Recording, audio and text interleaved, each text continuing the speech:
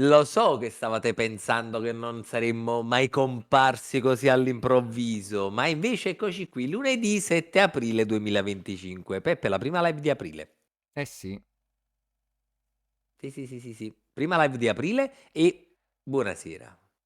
buonasera, Buonasera Peppe e buonasera. buonasera buonasera, stavo dicendo aspettatori, però forse non è il caso di dire aspettatori. Di buonasera spettatori, che poi tra l'altro leggo Giamma dell'Indri che dice: "E non parliamo di F1, parliamo di auto". Vabbè, ma nella live tutto sommato parliamo un po' di tutto, no, poi, Peppe devi sapere Mh.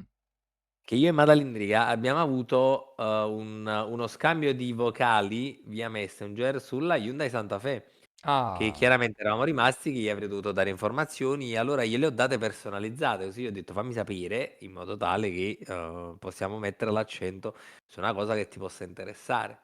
e allora ci devi dire Comunque principalmente cose positive? ma io ho detto io ho risposto alla domanda, okay, Mh, io ho quello che mi aveva chiesto, gli ho detto: "Funziona in questo modo". Comunque, cosa curiosa, ma lo sai che tra le tante auto che ho provato, la Hyundai Santa Fe è una delle poche, per le quali come ho messo la foto in tanti mi hanno scritto: "Oh, sono curioso del video". mh, Assurdo. è curioso Cioè perché un'auto no, perché non è una di quelle là che solitamente sai quelle auto nominate tanto. esatto, esatto. Un'auto completamente di nicchia, enorme, 7 posti, Mh, vabbè 5 o 7 posti, poi dipende dall'allestimento, però che in tanti mi hanno contattato e mi hanno detto: "Oh, non vedo l'ora di vedere il video perché sono curioso di questa macchina." Basito.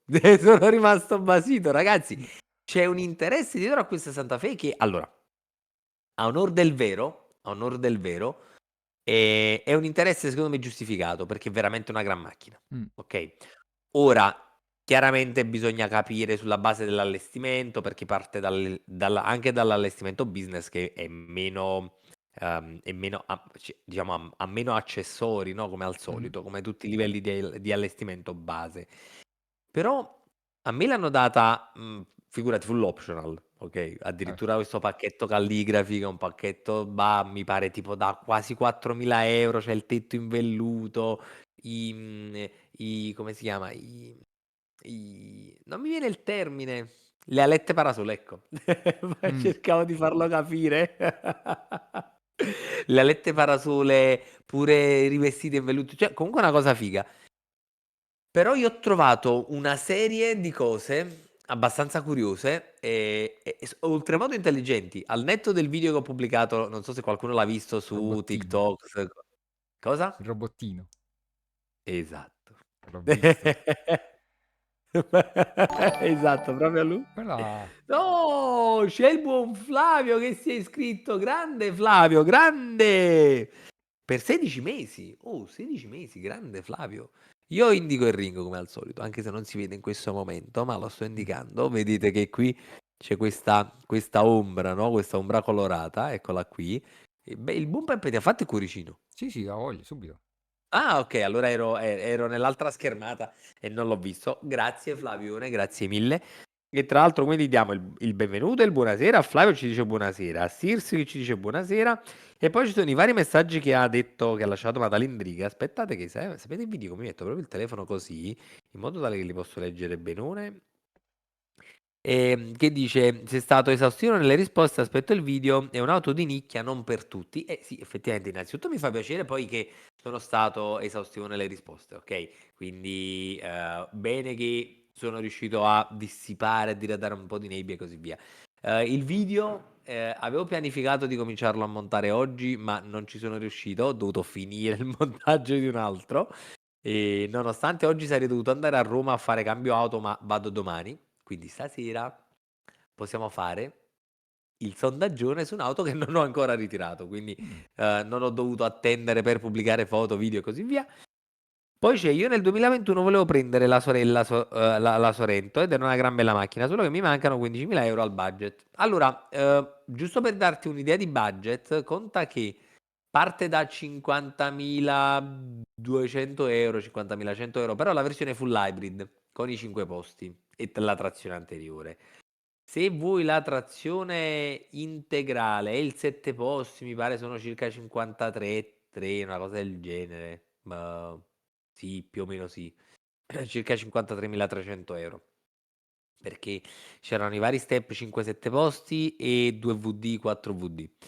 Poi c'è Chris Catelli che dice: Sera, raga, ciao Chris, buonasera. Ma si può dare una multa a Sainz per Cagotto. Peppe per cosa? Cagotto. Ah, cagotto, ok. 20.000 Ah, euro, non è perché ce l'hai giusto. censurato? Sì, me l'ha censurato.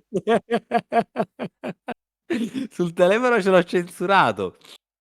Questa è una Quindi delle cose no. che dobbiamo parlare simpatiche. Perché, Ah, beh, ecco, questo allora sarà un allora, topic di oggi questa sera. parleremo di Formula 1, ma fondamentalmente parleremo di tutto quello che c'è intorno al Gran Premio di Formula 1, perché poi vedremo il perché. Ok, allora tanto tra poco ci addentriamo nei meandri della F1 e c'è Chris Catelli che dice a Vicenza, se non sbaglio, hanno dato una multa per aver lasciato il finestrino Sì, leggermente aperto. Istigazione a rubare, dice il verbale. È sì. vero, l'avevo letta questa cosa. Sì, sì, sì, sì, sì, istigazione a delinquere. Ecco, era istigazione a Mm. delinquere, mi pare Però poi l'hanno precisamente. spiegata bene del perché esiste questa legge.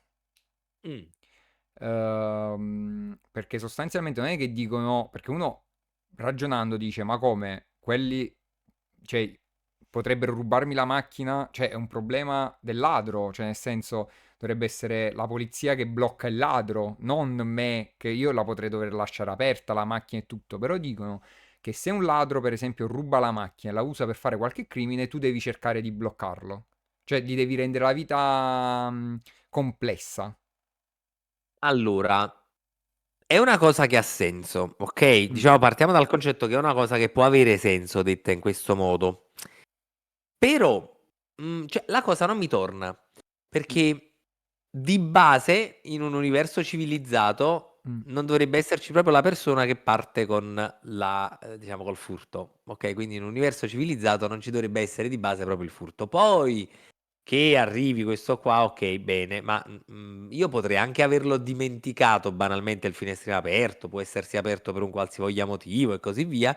Istigazione a delinquere per questa cosa mi sembra un po' troppo esagerato, tutto sommato. No, perché E- anch'io avevo detto, ma scusa, perché io per esempio c'è caldo e non posso tenere il finestrino aperto? Eh, Ma bah, poi magari ne discutiamo sono, vera- meglio. sono veramente perplesso, perplesso così come col messaggio di Akira BMW che al netto del buonasera dice chi è quel vecchietto nel riquadro a sinistra. Sono perplesso da questo messaggio. Allora, solo perché vi faccio vedere la mia folta chioma senza gel e gli occhiali, non dovete essere invidiosi, dai.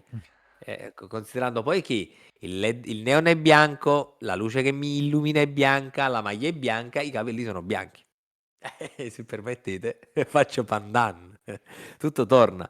Poi, se mi metti Siani Senior, dice no, vabbè, dopo questa, Siani Senior.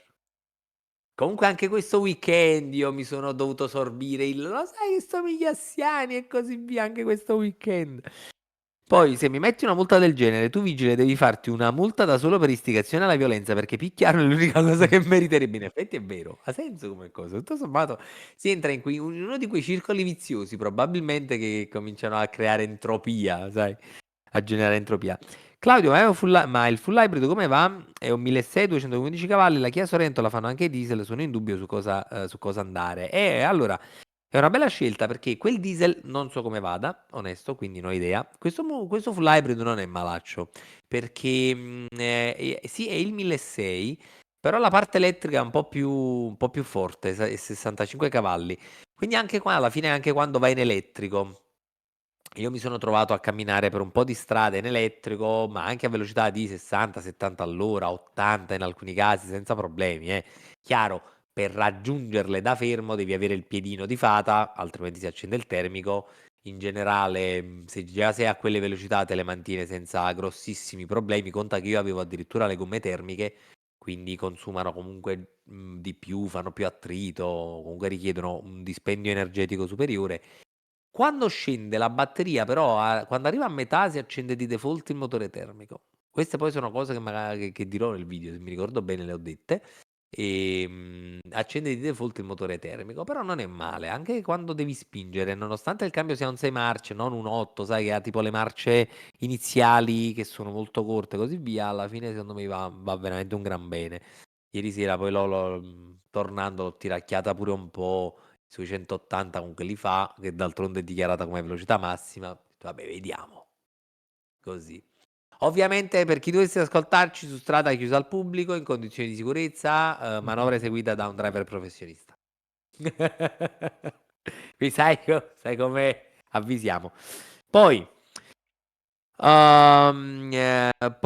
polizia municipale, la cosa più inutile dopo il congelatore al polo. Ma allora il congelatore al polo, no scherzo, quello è il frigorifero al polo che serve per non far ghiacciare gli alimenti. Cioè lì il frigorifero serve per non far Mm. ghiacciare. Poi Chris Catelli dice sono d'accordo con te. Poi ciao, che auto ha Claudio in prova? In realtà nessuna, ancora la Santa Fe perché la vado a cambiare domani. Non sono andato oggi perché mi sono svegliato praticamente distrutto, considerando che avevo un giorno di margine sulla riconsegna della Santa Fe e sul ritiro di quella che avrei dovuto ritirare oggi, ho detto vabbè la ritiro un giorno dopo, non fa niente, non è un problema. E ci sarà quindi il nostro gran bel sondaggione più avanti, in modo tale che possiate indovinarlo e saperlo in anteprima, prima che domani la vado a ritirare. Poi, ma smettiamola con questi mild hybrid e simili, una smart elettrica per la città ed un 6-8 cilindri per viaggiare con brio. Allora, una smart elettrica, ma quindi intendi le vecchie, le precedenti 42 e 44? Chiedo? Perché quelle lì come autonomia per la città, poi dipende sempre quanta strada ci devi fare al giorno. Potrebbe avere senso, però dipende dalla strada che devi fare. Altrimenti magari ipotizzerei qualche altra auto. Però in generale guarda che il mild hybrid no, ma il full hybrid secondo me è una soluzione molto intelligente. Non sono favorevolissimo al mild o al plug-in, perché poi a quel punto se hai il plug-in che puoi ricaricare, bla bla bla, vuol dire che puoi prenderti anche un full electric. Quindi a quel punto lo trovo inutile. Però secondo me il full hybrid è una soluzione molto intelligente. Poi, allora, li fa le Spassi 170 col 1200, ovviamente in Bulgaria la sull'autostrada dove il limite è 150, quindi rientra nella tolleranza, vabbè ci sta. O qualcosa come la Twizy, vero, vero, vero, ricordo la Twizy. Vabbè, d'altronde adesso se vuoi c'è la Citroen Amila, la Topolino, ci sono queste. La Smart se non è Roadster non è una macchina. Eh? Eh, questo è da buon gustaio. Secondo Questo è me da la buon Smart gustaio. Rooster. Eccolo, eccolo. Questo è da buon gustaio come commento, vedi? Poi, Toyota secondo me è l'unico hybrid che ha un senso. Non è vero, guarda che ci sono tantissimi full hybrid che hanno tanta efficienza, a partire da quelli Honda, ma anche questo qua Hyundai. L'unica è che se ha la batteria scarica comincia a consumicchiare un po'.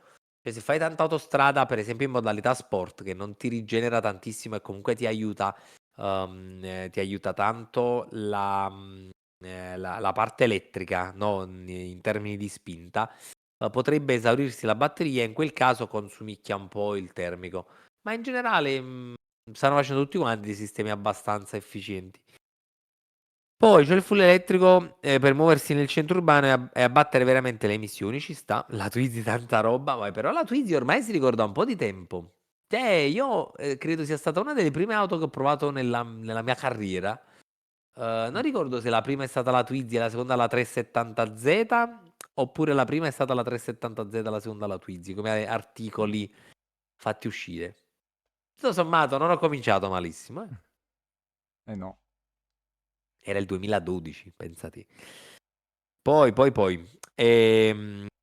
i nuovi tutor veramente fanno di tutto? Anche il caffè. Sì, Claudio ha il kit per il caffè, è vero.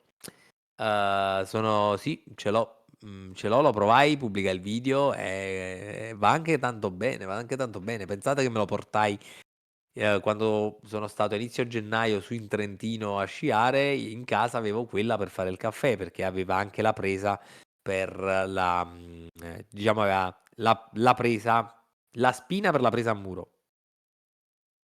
O è la presa per la spina a muro? No, No, no, la spina per la presa. la spina per la presa, sì, sì, sì, sì, ogni tanto li confondo. Allora, i tutor nuovi veramente fanno tutto? Sì, cioè ci vuole il bombardino, quello senza ombra di dubbio. Vai sereno che su quello non passa, non passa mattina sulle piste senza bombardino. Comunque, sì, i nuovi tutor fanno veramente di tutto, anche se non li vedo ancora realmente operativissimi al 100%, però per gli automobilisti non è che cambia tanto, tanto, tanto, tanto. Diciamo che vedono, cioè, se uno non si mette sulla corsia d'emergenza, non cerca di eluderlo in qualche modo, alla fine, cioè, poco cambia. Poi resta, mi pare, roba tipo controllo degli accessi, peso, e così via. Non, diciamo, non interessa tantissimo l'automobilista tradizionale. Comunque, buon Peppone. Sì, Allora, ma questo weekend a eh. Suzuka, ma che mi è successo? Allora, nel weekend un po' di cose, la domenica un po' di meno. Ah, Allora, quindi diciamo c'è stato un prequel interessante e poi una gara a me. sì, facciamo il resoconto di quello che succede perché la parte più Vai. interessante era sostanzialmente che Tsunoda è stato retrocesso Lawson Sì. alla Racing Bull, mentre invece Tsunoda è stato promosso nella Red Bull, nella prima Sì, sì, squadra. mi ricordo che parlammo del fatto che ci sarebbero stati tutti gli occhi su di lui. Esatto, esatto. E infatti sono poi successe un po' di cose, ma le vedremo soprattutto vedendo qualche immagine. Praticamente, cominciamo a vedere, vediamo un attimo un piccolo layout di Suzuka, perché per capire un pochino anche il weekend, bisogna capire anche un pochino che cos'è Suzuka, perché Suzuka è una delle piste storiche, no? Ci Yeah. sono state tante battaglie pure con Senna, delle cose incredibili. C'era stato già banalmente un Leclerc che aveva fatto una curva in pieno con un braccio con il primo anno in Ferrari, tipo Mm. con lo specchietto che gli vibrava. A un certo punto butta la mano fuori per mantenere lo specchietto. Perché? Facendo la prova a pieno. Perché sostanzialmente Suzuka è una pista molto particolare, c'è il famosissimo Snake. Ora, per esempio, questa immagine, io ho trovato solo questa immagine online, si trova tranquillamente online, dove fanno vedere... Allora, queste qua sono riferimento 2016-2017, le forze in gioco, e già si Io parlava di infatti quelle 5G. stavo guardando. Quelle stavo guardando, porca miseria. E adesso sono più alte. Si arriva tranquillamente ai 6G, anche sul laterale. Mamma mia, 6 G laterali. Allora, considera che questa curva 1 si fa tipo in Ah-ah. pieno. Ci sono altri curvoni che si fanno in pieno, tipo decelerazioni incredibili. Lo Snake che è famosissimo. Ah. Quindi praticamente il fisico viene molto sforzato perché se magari in una pista ci sono un paio di frenate tostissime, un paio di Mh, curve molto molto pesanti, qua ce ne sono tante. mamma mia. Sai che Per esempio non c'è mi ero mai soffermato. la Spoon pure qua, se arriva questa qua a fare famosissima, vedi, è questa curva qui, non so se si vede il mouse. Ah, ecco, mo si vede. Mh, è così. Sotto il ponte sulla sinistra questa qua si percorre in pieno per poi frenare di botto, decelerare tantissimo e fare praticamente una S, strettissima. Infatti qua Vedo. spesso i piloti vanno lunghi e devono tagliare tantissimo. E allora cominciamo a parlare di questo weekend con le Free Practice 1, Mh. con le Free Practice, e andiamo a vedere questa, la prima curva qui. Curva che Ma dopo il comunque rettilineo principale mh. si percorre poi in pieno che ha portato a questa cosa qui. Mi è arrivata notizia. Mi è Ecco. arrivata notizia di questa cosa. Allora, ora bisogna fare un piccolo excursus di fisica, no? Mh. Perché non so se avete mai sentito parlare dell'attrito. Peppe, comunque è bellissimo perché Peppe questa sera la sta prendendo alla larga.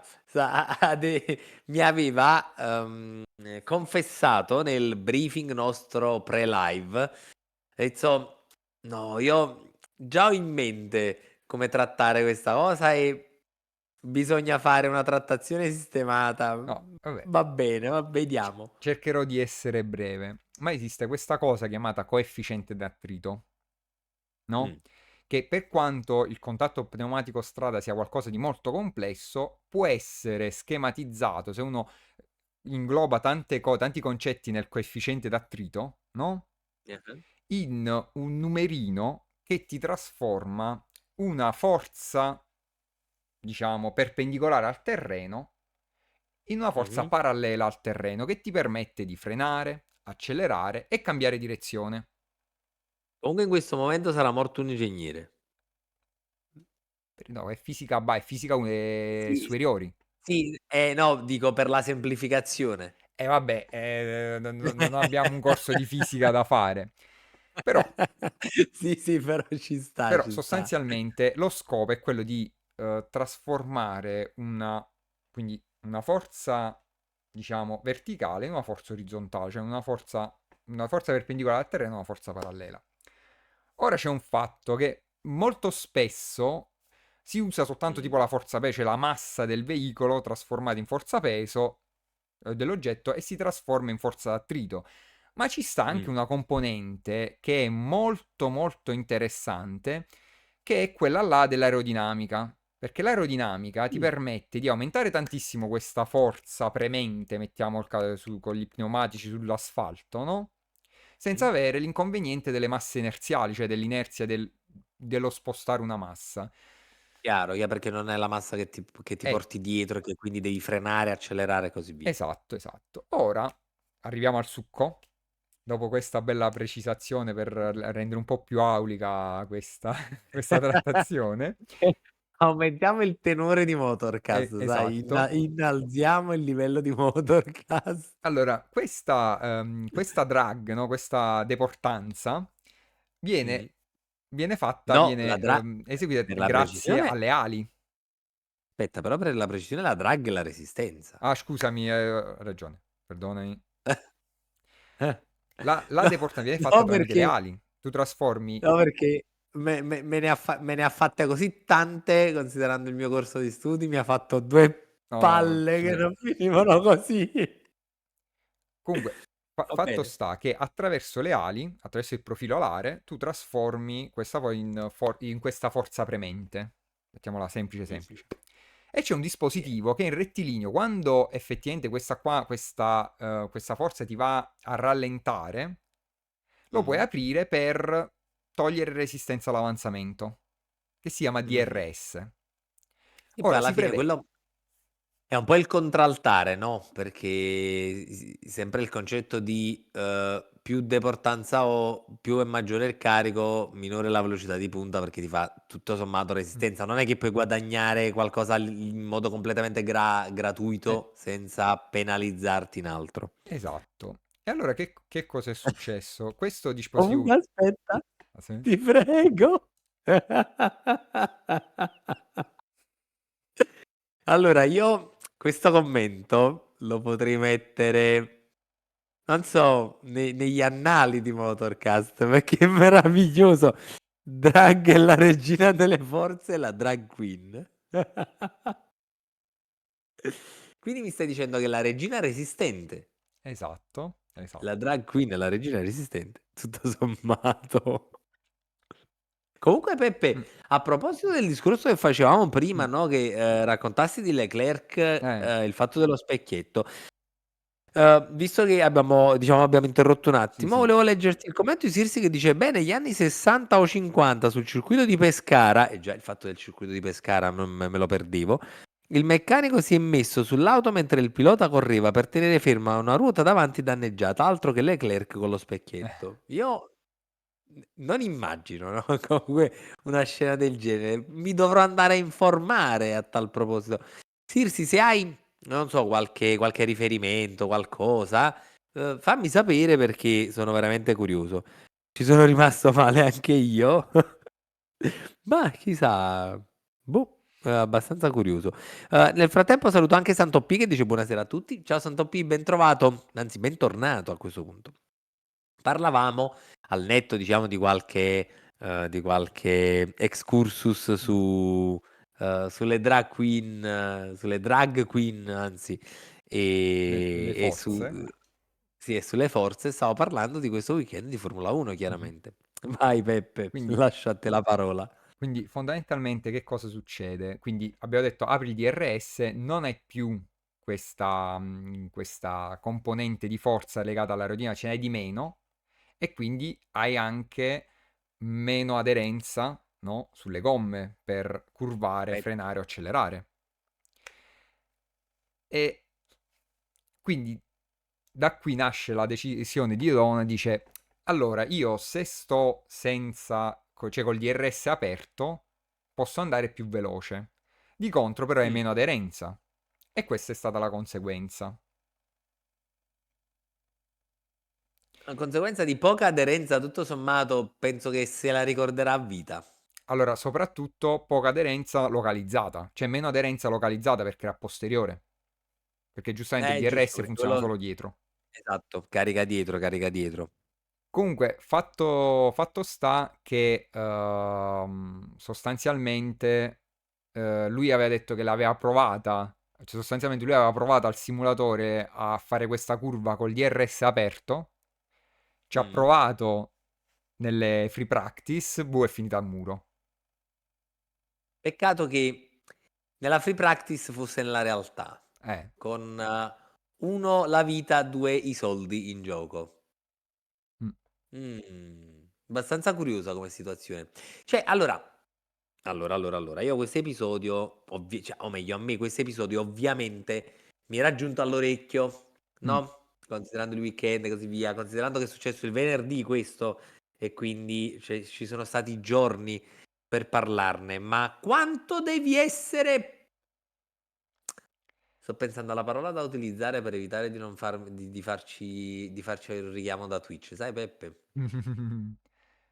Ma No, quanto devi essere lungimirante, no? Visionario per allora, replicare esattamente nella realtà quello che hai fatto al simulatore e darlo subito per buono senza avere una prova empirica, una certezza. Ma poi dico, ne ha parlato con qualcuno prima di pensare a questa, diciamo, operazione, va? allora, diciamo che Questa. non hanno rilasciato troppe dichiarazioni. Allora, probabilmente più che lungimirante, un po' forse disperato, Ma per cosa? perché sostanzialmente quello che si vocifera è che Donovan già abbia un po' la cartella del via, mezzo e mezzo. Cioè, il suo Ah, sedile sia molto a rischio, quindi precario. lui probabilmente sta provando il tutto per tutto, perché ci sta Gasly che sta avendo dei risultati migliori, cioè nonostante Mm. l'Alpine non stia facendo che cosa, però in generale Gasly è più esperto, più così, e poi ci sta anche, non mi ricordo chi, che ambisce al suo sedile, quindi c'è la preoccupazione che possa non finire la stagione, quindi lui le deve provare tutte. E diciamo che forse con questa non è che abbia tirato proprio acqua al suo mulino. Mi Lo verrebbe so, da dire in questa però lì per lì condizione. è tutto per tutto. Anche pure durante le qualifiche lui aveva tipo dei fastidi perché poi l'impatto è stato bello forte. Ma cioè, tra l'altro, lui come sta? No, lui pare bene, ha fatto la gara, quindi penso bene. Cioè, nel senso, non Cioè, ha penso fatto anche abbia la avuto gara. gravi danni. Perché allora, io quello che ho letto è stato che l'impatto Mm. è avvenuto a oltre 300. Ah, boh, non lo so, sai, la velocità non mi però era bella perché, cioè, era fine rettilineo, di una cosa dove ti butti cattivissimo dentro, quasi senza, cioè, quasi, se non sbaglio, no, è proprio in pieno. Quindi Sì, sì, immagina. sì, sì, ma allora io ho visto il video dell'onboard, ok? Mm. Perché me l'ha girato Chris Catelli, ho visto il video dell'onboard e abbiamo stretto probabilmente le chiappe tutti e due a quel punto.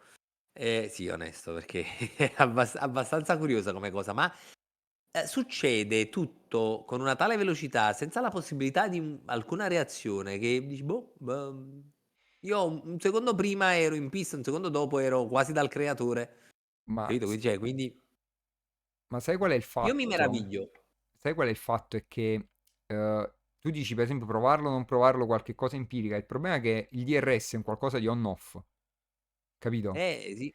Quindi è difficile dire ok, lo provi, perché poi che cosa dovresti farlo? Dovresti provarlo più lentamente, a quel punto non ha senso, cioè dovresti decelerare magari per provare a tenerlo aperto, però a quel punto lo tieni, lo chiudi e cerchi di dare tutto gas.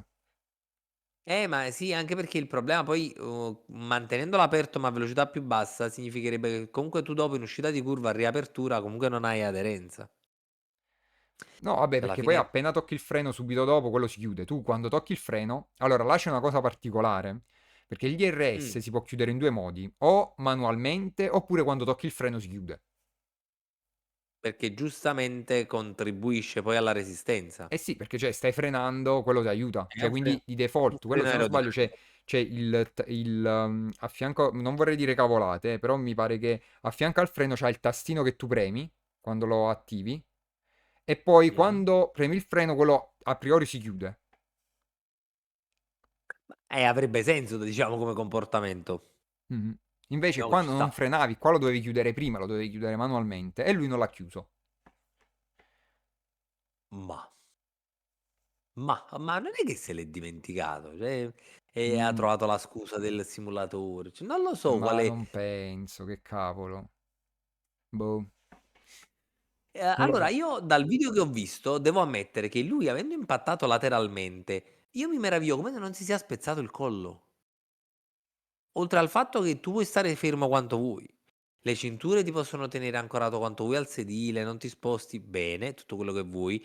Al netto dei lividi probabilmente che avrà a forma di cinture, ma io penso che cioè, internamente a livello organi ti sarai shakerato veramente tantissimo. Si sarà trovato. No, è meglio che non ripeto quello che ho detto in conversazione con Chris Catelli perché diciamo è poco elegante. Mm.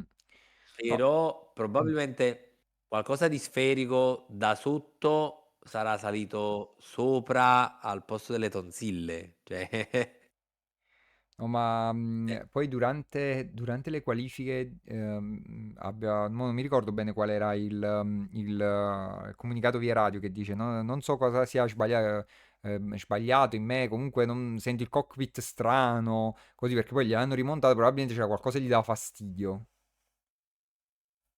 chissà che cosa. Cioè, chissà se veramente era così e quindi nel rimontare c'era qualcosa di storto oppure era storto lui. No, oppure lui c'era qualche cosa che gli faceva male,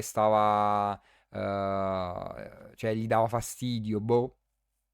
È veramente strana come cosa. Io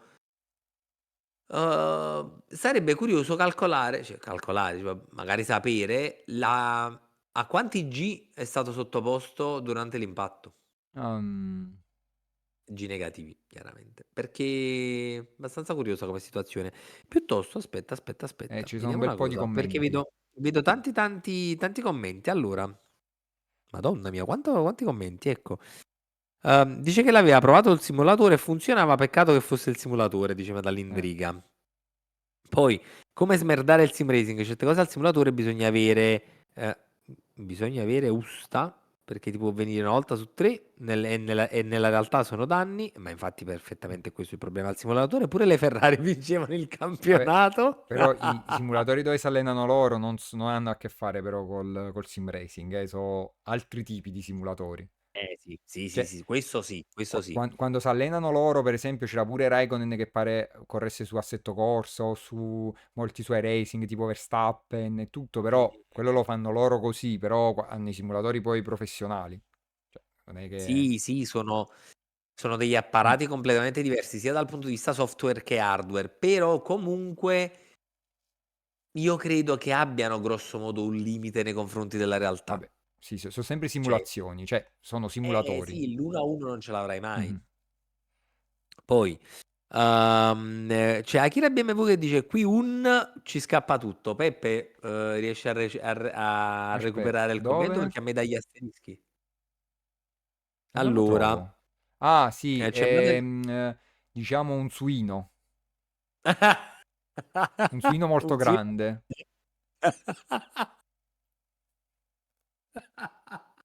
E come lo devo Però l'avevo dire? immaginato. Immaginato. Va bene, va bene. Poi c'è Madeline che dice che dai che siamo ancora agli inizi, c'è tempo per migliorare. Io spero che Hamilton trovi la quadra e Carletto la porti avanti. Madeline Riga. E quindi, diciamo, secondo te la base dovrebbe essere messa all'interno del team Ferrari da Hamilton e poi Leclerc, diciamo, poi deve fare da una sorta di testa di ponte? Chiedo. Poi, ma che vuoi migliorare? La storia ci insegna che il gap può solo peggiorare e se migliorano la macchina ci pensa il pretenzionato a sbatterla al muro. Questa satira da parte di Akira BMW nei Mm. confronti di Leclerc che è meravigliosa. Anche perché non è la prima volta, a mio ricordo. Poi, ma senza squadra dietro non c'è speranza, si devono svegliare un po' tutti. Vabbè, ma questo da quello che vedo è una situazione che permane da anni, quindi... Poi, oppure quando vai a sbattere, lì si chiude, ah sì, lì si chiude bene il DRS in automatico. Ma Sì, non so, magari, cioè, sarebbe da vedere in questa foto che stai mostrando, Peppe, se il DRS è chiuso o meno. Sarebbe da aspetta, vedere. aspetta. Chissà. No, secondo me è Se aperto. esiste ancora, se esiste ancora. No, secondo me è aperto. Tra l'altro, cosa interessante, dice Madalindriga, forse l'Ansi ha salvato il collo, il colpo di frusta a quelle velocità è disastroso. Ma Sì, infatti il può concetto è essere. perfettamente questo. Lì è massacrante, parliamo di una decelerazione spaventosa. E saluto anche Enrico Cerfeda che ci dice buonasera a tutti, grande Enrico, buonasera e benvenuto a questo punto. Grande, mi fa piacere che sei tra noi e che possa dare, vedo che già hai scritto qualcosa, quindi diciamo che possa dare anche tu il tuo contributo, mi fa molto piacere, grande. E poi io penso che se un gatto ne attraversa la strada, Charles si gratta e poi muore il gatto. Comunque questa, vedi, questa satira che arriva all'improvviso. Claudio ti saluta Valentina, salutamela Samu, stavo dicendo Sirsi chiaramente, vabbè, Sirsi salutamela. E poi l'incidente può succedere, ma allenarsi veramente, intendo con una vettura reale tutti i giorni, non sarebbe male, anche con i kart per dire caratterizzerebbe la guida del pilota. Allora, sì, ma questo a prescindere. Diciamo che adesso il ruolo del simulatore ha cambiato tanto questi parametri perché permette dal punto di vista logistico, dal punto di vista della sicurezza, dal punto di vista economico, ok, di tagliare tantissimi costi, ma come d'altronde nelle fasi di sviluppo adesso si fa tantissima simulazione, sia dal punto di vista computazionale, sia dal punto di vista, proprio banalmente di guida, ok? Perché non c'è bisogno di spostare team, squadre, macchine, non c'è bisogno di sottostare alle condizioni meteo, alle condizioni della strada, non c'è bisogno di sottostare, o meglio, di spendere soldi, non c'è il rischio di piantarti in un muro, su questo non ci piove. E soprattutto la simulazione ha raggiunto di ottimi livelli, però comunque non è uno a uno. Quindi l'allenamento reale, ok, poi ci vuole sempre, ma soprattutto non bisogna trasferire in maniera così netta ed evidente tutto ciò che c'è dal simulatore alla realtà, ma di questo Duan ne ha preso, ne avrà preso atto, suppongo adesso, no? Perché, boh. Immagino Ma poi proprio mi di sì. chiedo, in gara com'è andato, Peppe? Poi ne parliamo. No, non Ah, ok, particolare. no spoiler. No, ma non mi pare niente di eccezionale. Perché poi ti parlo della No. gara per bene, perché poi entrerà tutto in Va bene, discorso. allora leggo giusto gli ultimi due commenti perché uno è perché saluto a Ross23 che dice buonasera a tutti, ciao Ross, buonasera anche a te, ben trovato. E un altro perché Maddalena Indriga scrive Claudio Carletto non sa preparare una macchina come collaudatore e asterischi. Non forte. Vabbè, no, si può dire, non è la parola ha detto è scarso. Oh, è scarso. E dai, Twitch che mi censura queste parole, che diamine! Cioè, scarso, non è... Boh, vabbè. Questo è l'eccesso del politically correct. E la speranza è Hamilton, se poi la macchina va, Carletto è veloce. Vabbè, ci può stare tutto sommato. D'altronde in una squadra bisognerebbe lavorare anche in questo modo, quindi può avere tranquillamente senso. Peppone, Uè. ritorno direttamente con l'occhio di bue su di te per vedere a questo punto cosa poi è successo questo Allora, weekend. più che altro, al di là delle prove, se ci viene in mente qualcos'altro, andiamo a vedere poi la qualifica, perché è successo qualcosa di interessante sulla qualifica. Mm, perché ero parlavamo, in positivo. questa qua è stata la griglia di partenza. Oh, Verstappen primo.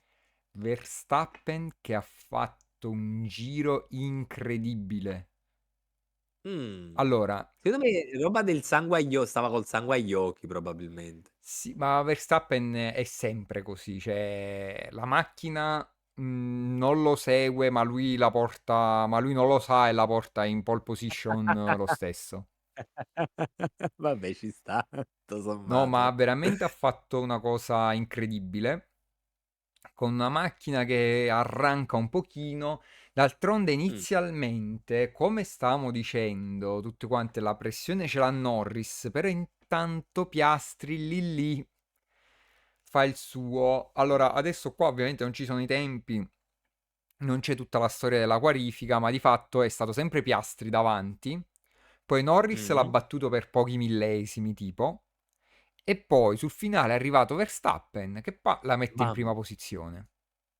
bam. Bellissimo. D'altronde, pure un piccolo anticipo della gara, Piastri è sempre stato insidioso. Infatti, questo qua lo dobbiamo. Cioè, questa cosa l'avevamo già anticipata all'inizio della stagione. E lo dobbiamo vedere perché ho come l'impressione che tutti quanti guardano Norris, Verstappen, ma Piastri potrebbe essere quello là che si infila come fu per il primo mondiale di Vettel. Oh, ma Vettel non era d'altronde... il favorito alla vittoria, c'era la lotta tra Webber e Alonso, che Mm, all'ultima mm. gara loro due si davano battaglia, quindi tipo entrarono tutti e due ai pit e finirono dietro, no? Perché si davano battaglia tra di loro. Vettel vinse la gara e vinse il mondiale, che era il terzo in Vedi, classifica. vedi, è la chiara e pura cristallina dimostrazione del detto tra i due litiganti il terzo gode. Cioè, Esatto. questo è... Infatti, adesso vediamo delle cose. Intanto ti vorrei far notare una cosa. Ti Mm, ricordi quando parlavamo così bene di Tsunoda, che nonostante la Racing Bull stava sempre nella top 10, stava facendo mm. belle gare, poi magari era sfortunato? Ti vorrei far vedere una cosa. Guarda dove è Tsunoda e guarda dove è Lawson. 14, no, che schiaffone! Però Infatti, allora, mm, la mia domanda è, adesso entrambi hanno cambiato auto, no? Di mhm, conseguenza entrambi in teoria dovrebbero avere il proprio periodo di adattamento a quella che è un'auto nuova. Non credo che siano simili, tutto sommato, tra di loro. io penso siano Quindi, molto diverse. perciò dico, è curioso vedere come, o meglio, è curioso pensare, cercare di capire se risultati del genere siano figli della capacità di adattamento del pilota all'auto, del fatto che magari ehm, la, la meccanica e la dinamica di una determinata auto si confaccia meglio con lo stile di guida del pilota. Boh, è veramente curiosa come cosa, perché ci possono essere veramente tantissime variabili in gioco. Non è banale come situazione, considerando che alla fine loro, in un certo senso, sono partiti più o meno dalla stessa. Cioè, loro hanno seguito lo stesso iter. Ok, quindi è come se fosse 1-1 palla al centro. Allora, le voci che girano sono che Sì. fondamentalmente la Red Bull sia una macchina inguidabile. Cioè, Bene, nel bene, bene. senso che è una macchina troppo cucita addosso a Verstappen, Mi ricordo che ne che ha uno parlasti, sì. stile molto diverso. A quanto pare, Verstappen infatti si lamentava di non avere abbastanza aderenza all'anteriore, Mm, perché pare che mm, Verstappen gli piaccia una macchina puntatissima all'anteriore, mhm. perché poi il posteriore se lo gestisce lui, con l'accelerazione, con le frenate, entrando in curva in un determinato modo, no? Cioè, quindi lui vuole un anteriore granitico, cioè Esatto, che dove lo metti là sta, è un e culo ballerino. e poi se lo gestisce lui, il resto se lo gestisce lui, Mm, capito? E infatti più volte si è lamentato di questo anteriore che non lo seguiva abbastanza bene. mm. E dicono che questo stile di guida manda in difficoltà tutti i suoi compagni di squadra, praticamente, perché pure Perez diceva, ah, ma adesso si stanno rendendo conto che la Red Bull è una macchina difficile da guidare. Quando c'ero io, invece ero il fessacchiotto della situazione. Giustamente, giustamente. no?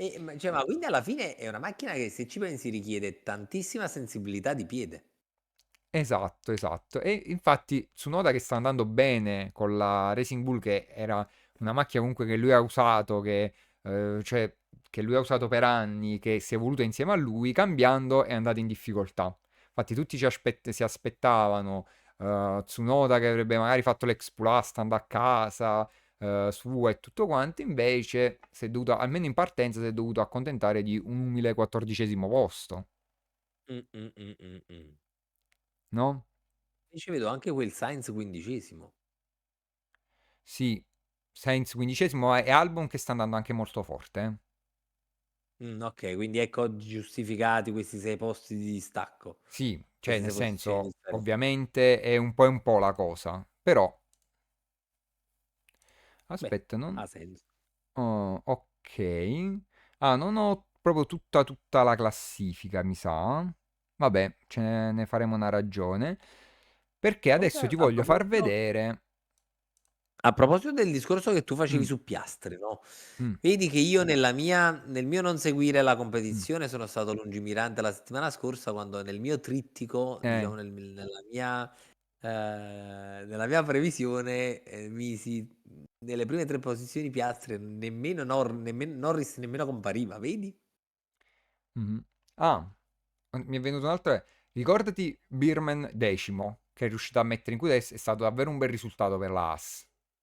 Mm, ok, va Mo- bene. molto importante. Quindi parte decima. Allora, ora ti vorrei far notare questa cosa. Allora, ricordiamo, Verstappen, Norris, Piastri, Leclerc, Mm. le due Mercedes, ottimo risultato di Kimi Antonelli, che vedi sta lì sesto, non è scontata come cosa, Sì, non è sì, assolutamente infatti. scontata. La Mercedes è una bella macchina, ma non è la più forte di tutte che tu dici, vabbè, ma c'è una macchina superiore, è ovvio che stai là, anche se sei un novellino, no. Cioè, Ah, macchina di tutto rispetto e lui è un pilota di tutto rispetto a riuscire a stare là per la sua giovane età. Ajar, Hamilton, Albon e Birman. Ora ti faccio vedere la, la classifica dell'arrivo. Verstappen, ah. Norris, Piastri, Leclerc, Russell, Kimi Antonelli. C'è stata soltanto la differenza che Lewis Hamilton è riuscito a superare Ajar. Per il resto c'è Albon, Birman.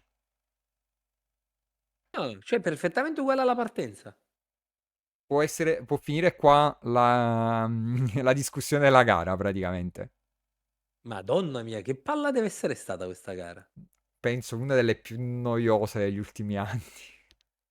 Mio Vabbè, non Dio, sto questa... scherzando.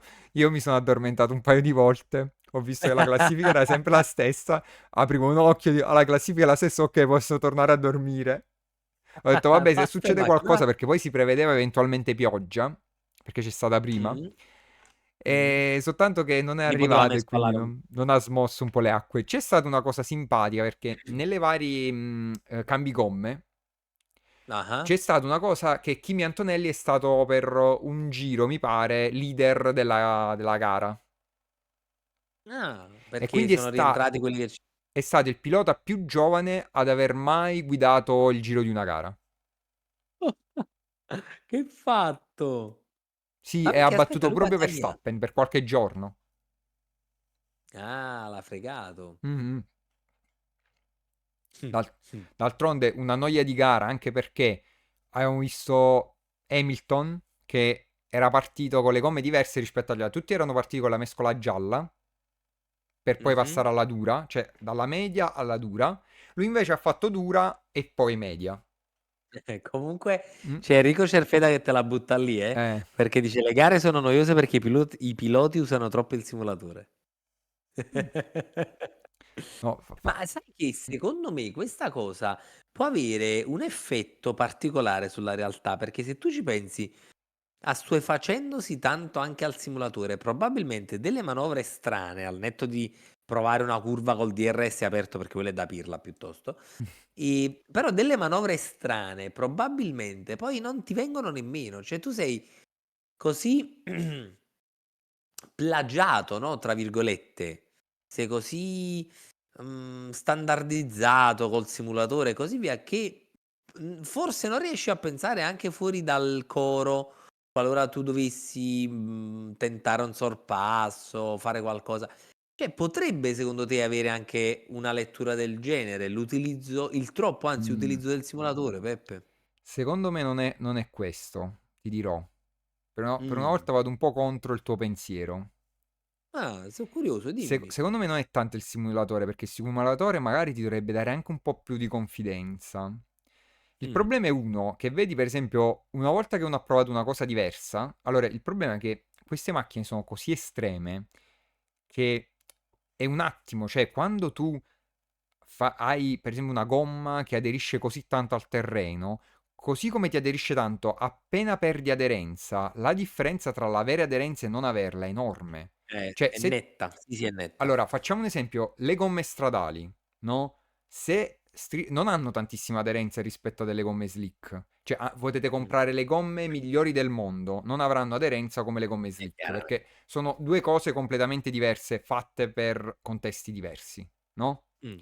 Mm. Mm. E lì, se tu perdi aderenza, tu avevi per esempio un'aderenza, mettiamo il caso di 100, la perdi e diventa 50, no? Se con Esatto. una gomma slick hai un'aderenza di 400 e te ne ritrovi 50, la differenza è enorme. Queste auto secondo me sono così estreme che hai proprio il problema a provare qualcosa di diverso perché sono troppo impostate a terra, devono essere guidate troppo pulite. E soprattutto c'è la questione che se sbagli sono danni enormi. È Vedi vero, vero. Ajar, cioè, Mm. secondo me i piloti incentivano proprio a dire, oh, come prima cosa tu portava la macchina a casa. Ha senso, può avere senso in effetti come cosa. Guarda, mi hai stuzzicato tanto un ricordo sulla faccenda della differenza tra le gomme slick e le Mm, gomme comunque road legal, mhm, ok? Allora, al netto della tenuta, ok? Io quando ho fatto dei test, abbiamo fatto una comparativa tra delle slick e delle semi slick facendo delle stesse manovre. Io mi pare che qualche volta sì, ne abbiamo già mhm. pure parlato e così via, quando ho fatto i test con Megaride. Ehm, una delle manovre che mi chiedevano di fare era di fare del drift, di derapare con delle slick, che poi tra l'altro sono una serie di manovre standardizzate che chiedono di fare con ogni gomma, con ogni pneumatico, in modo tale da avere dei riferimenti e così via. Ed ora la cosa curiosa era che quando mi chiesero di derapare con le slick, io dissi, bah, qua sicuramente pieghiamo tutto, probabilmente della macchina, perché comunque la macchina aveva un setup stradale, ma a prescindere da quello dissi, io non so se riusciremo a metterla di traverso, visto che non era una macchina particolarmente potente, era una Fiat 124. Ho detto, però proviamoci e così via.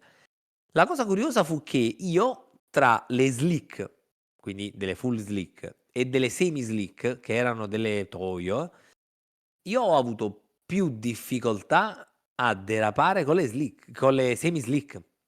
Perché che cosa succede? Quando tu perdi aderenza con le slick, se tu vai a vedere il grafico dell'aderenza, crolla in maniera spaventosamente verticale. Mentre invece se tu vai a vedere il grafico delle semi slick, alla fine sì, ok, diminuisce l'aderenza, ma è molto più graduale come concetto. Con Col risultato che poi alla fine, nel bel mezzo della curva, pur mantenendo giù tutto gas, con una macchina da una potenza non relativamente alta, con le slick io continuavo nella mia manovra. Quindi non avevo particolari problemi.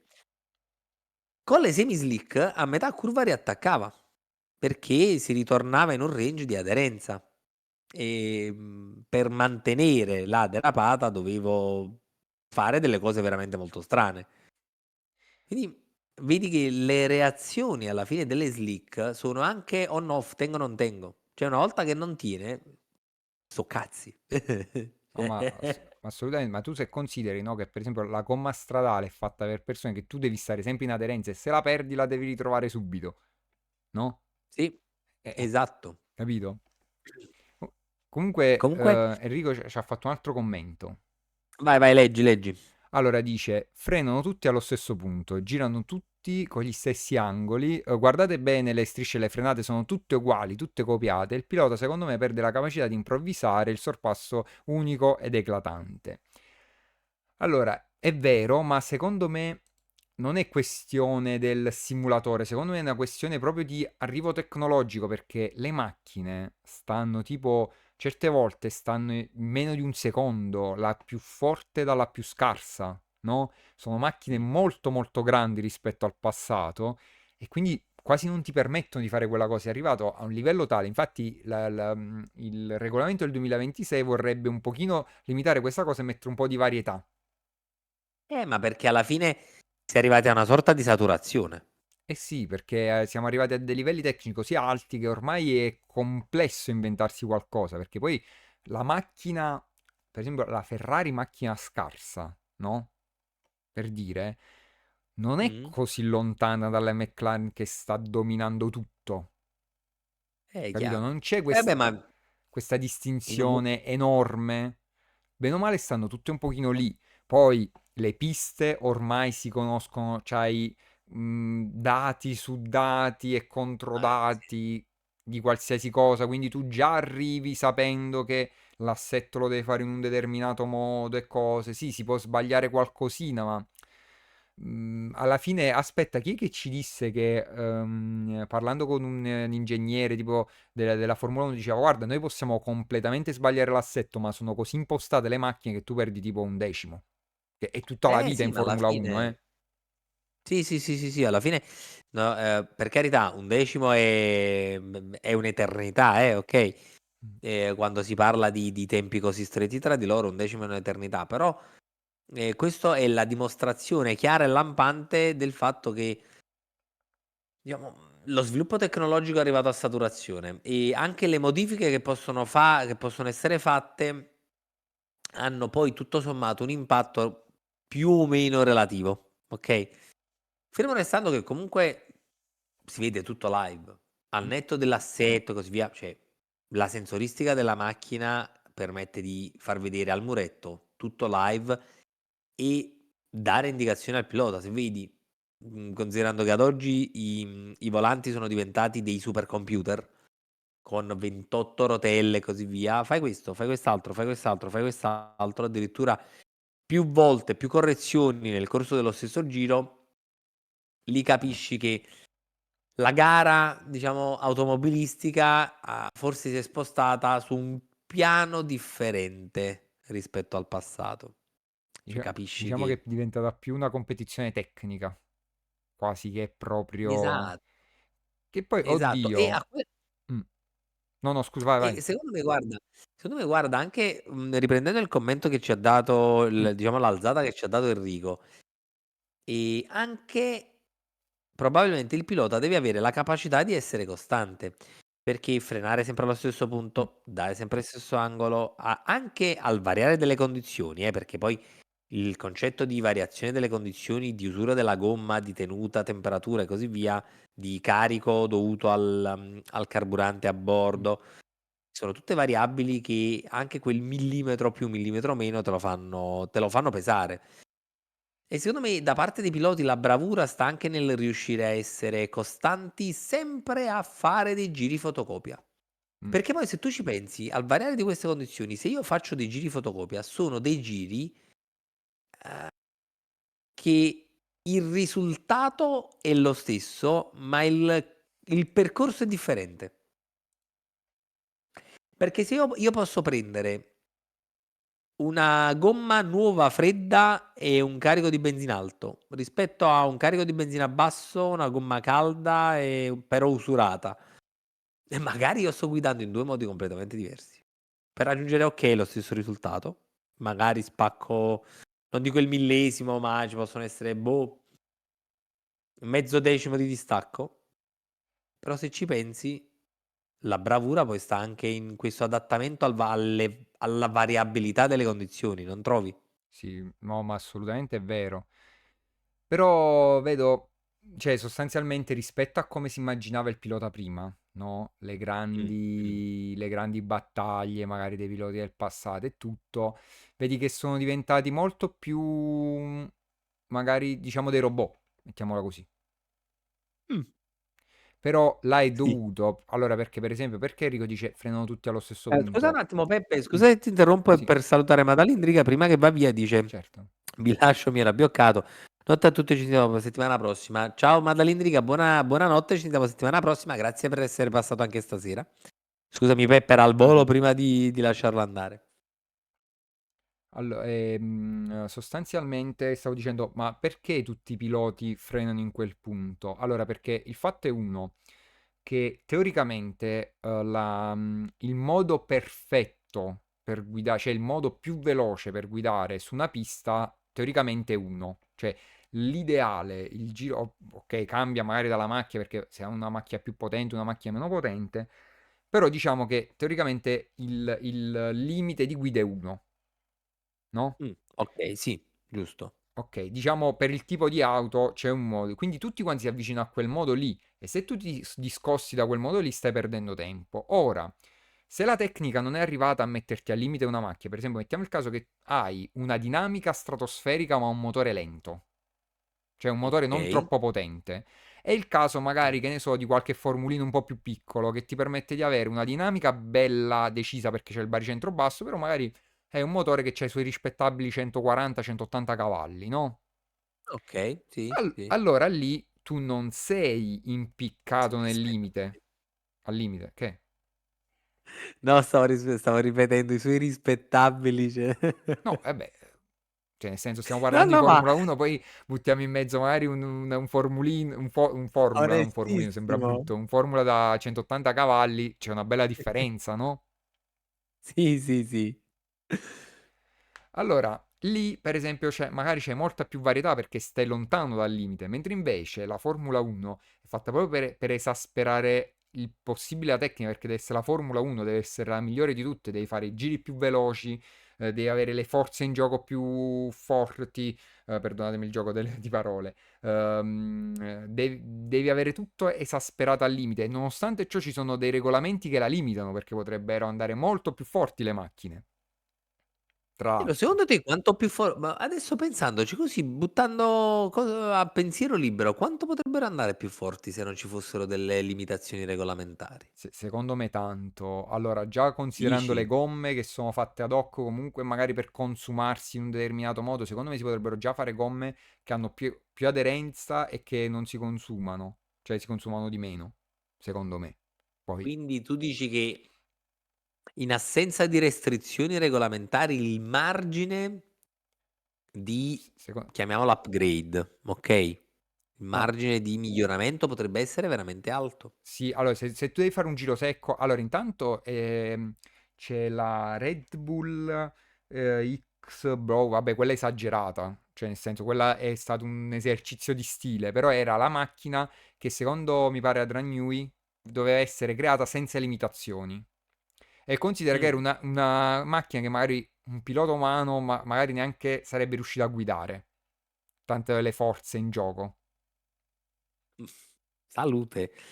È un po' come la Porsche, la 919 Hybrid che poi ha E fatto il record al Nürburgring, e fece pure il record a Spa, che battuto però non è dalla regolamentare. Mercedes poi di Hamilton. Sì, sì, ma ecco, però in quel caso tu hai una macchina che non rispetta il regolamento di alcuna competizione, perché quella fu una Porsche che progettarono, diciamo, la fecero correre, ma non rispettando alcun regolamento specifico, quindi una sorta di ruota libera. Allora, lì in quel caso specifico fu un modo per dire, perché visto che la Formula 1 è la Formula 1 e invece le LMP1, no? Quella Le rute coperte. sono anche signore auto, però vengono viste un po' più lentine, mentre invece dice, noi guarda, perché abbiamo questo regolamento nostro, cioè abbiamo il BOP, cioè abbiamo questo qua, ma se io prendo, ha detto Porsche, se io prendo questa macchina che per certi aspetti, quelle carene teoricamente aiutano pure per esempio l'aerodinamica, per alcuni aspetti. Tantissimo. Ma già il fatto di non avere le ruote scoperte, ma avere le ruote coperte, non hai idea di quanto fa. Esatto, e quindi quello è stato un esercizio di stile per dire guarda le nostre auto quanto possono andare. Poi c'è un regolamento che le limita, però guarda, queste sono anche più forti delle Formula 1. Poi le Formula 1 hanno risposto di conseguenza, no? Con l'avanzamento tecnologico stanno ancora migliorando, ma perché effettivamente, allora, se tu vedi i campionati endurance, per esempio, molto spesso, ma anche alcuni Mh, campionati mh. minori, sono anche più belli per alcuni aspetti. ma proprio perché ci sono queste magari regole che le limitano e tu dici, allora, la Formula 1 è la Formula 1, quindi deve essere la numero Ok. 1, deve essere la migliore in tutto. Però in altre cose, per esempio, da quanti anni, per esempio, le auto GT potrebbero essere tranquillamente superiori a 500 cavalli di motore? Sì, Cioè, tu nasci da abbondantemente. auto che hanno oltre 600, potresti dire, guarda, io mi faccio delle auto, le GT3 le trasformo invece di 500-600 cavalli. Però magari non le fanno lì perché vedono che hanno raggiunto un equilibrio anche di spettacolarità. Ha senso concettualmente. Sì, sì, sì, sì, sì. Perché alla fine là è per esempio quel tipo di gara dove si dice ok, la gara si fa tra i piloti, cioè ok, si fa anche alle macchine perché per esempio adesso c'è la Ferrari che sta andando molto bene anche nel campionato con la 296 GT3, no? Mm, Sta mm, mm. andando in alcune piste, fanno molto forti le Porsche e tutto, poi in base alle caratteristiche e tutto. Vabbè, il classico. Sì, però per esempio lì c'è molta più battaglia. È vero che anche lì se uno prende limitato quell'oretta magari non è spettacolarissima la gara. Però in tutta la Mm. gara e lì per esempio c'è un format completamente diverso. Ci stanno sorpassi, ci stanno safety car di più perché magari si fa una gara di 24 ore e la gara certe volte Eh, non viene data bandiera rossa. Corrono per tutta la pista e poi hanno la bandiera gialla solo in quel punto dove devono rallentare. mm, Mentre ci sono le persone in pista che tolgono i pezzi delle macchine. mm, mm. Cose... è un altro mondo. Per questo ho detto, questo aspetto c'è. Il fatto è che la Formula 1 deve essere esasperata, cioè deve essere la Formula 1. Però peccato perché ha perso un po' di spettacolo, mettiamo così. Soprattutto questa gara è stata una palla incredibile. Assolutamente. No, e bisogna dirlo, cioè, era un trenino. L'unica mezza emozione che ci poteva essere, Norris non ha mai impensierito troppo Verstappen. Verstappen si è messo lì davanti, ha Ha fatto tutto, martellato. forse soltanto quando sono usciti Lance Release, quello che forse me l'avevi detto pure tu sto fatto. Avevo, diciamo, Accen- avevo preannunciato qualcosina perché ho visto un video. eh. E Mm, soltanto lì, per mm. esempio, ma è sempre una cosa di tattica. Verstappen si è fatto la sua gara, è andato avanti, cioè sostanzialmente è successo all'uscita dei box. Verstappen ha fatto un po' il muso duro perché è rimasto, sono usciti appaiati lui e Norris, però lui poi è rimasto avanti e l'ha buttato un po' sull'erba a Norris. Vabbè, ma d'altronde mi pare che Verstappen fosse nella fast lane. Sì, sì, stava davanti comunque, diciamo, ci ha provato Norris, anche perché poi non è Però riuscito a anche superare. Norris, curioso che non abbia alzato il piede e ha preferito andare sull'erba. Cioè, ci voglio dire, Devi provare cioè, qualcosa. con delle gomme appena montate, te ne sei andato sull'erba. E vabbè, dici tanto dietro per dietro, nel caso mi faccio un giro un po' più lento. Ah, tu Però ci dici. provo, Però, capì? ma il fatto è che allora, dal video che ho visto, Mm, considerando che c'era praticamente questo cameraman all'uscita, mm, tra l'altro a proposito vedo Enrico che dice già già già poco eh, spettacolo. Sì, diciamo a seconda chiaramente tutto il discorso che stavamo facendo, che stavi facendo principalmente tu sul fatto che ormai cioè, che questa gara sia stata veramente pietosa. No, però dicevo, avevo visto questo video, diciamo lo spezzone dell'evento, inquadrato da praticamente l'uscita mm, della corsia dei box. Infatti dicevano il cameraman non doveva soffrire di allergia, considerando eh, tutto quello che ha alzato la sì, McLaren quando è passata sull'erba. Diciamo, questo era lo sfottò che c'era sotto al video, nel box descrizione del mhm, video. Però a prescindere da questo, cioè effettivamente mh, passa Verstappen, che comunque stava nella sua corsia veloce, quando si avvicina Norris, cioè io a un certo punto, non avendo saputo come fosse andata la gara, così mm, via, ma avendo visto direttamente il video, ho detto, vabbè, ma si toccano. Cioè, io ho dato per scontato, per mm, come stavano, che entro la fine di quello spezzone video io avrei visto due macchine di due geni mm. che si toccavano e succedeva un caos improponibile all'uscita dei box che venivano bloccati completamente. Cioè, pensa io che film che mi ero andato a fare in testa. No, ma io penso questo qua sia anche la cosa perché non sono andati un pochino oltre, perché per prima cosa non devono fare danni. budget cap, di Eh. tutto. Ah, che poi mi è venuta in mente una cosa, perché parliamo velocemente di due cose. Allora, intanto del fatto, per esempio, di Sainz, perché poi siamo passati subito alla fine. Sainz è Mm. stato multato perché è dovuto correre un attimo al bagno durante l'inno del giapponese, prima della gara, quindi non era all'inno, è stato multato. No, ma aspetta, è stato multato perché non era lì Non presente. era lì presente durante l'inno. No. Scusa, ma da questo punto di vista non ci possono essere delle giustificazioni mediche?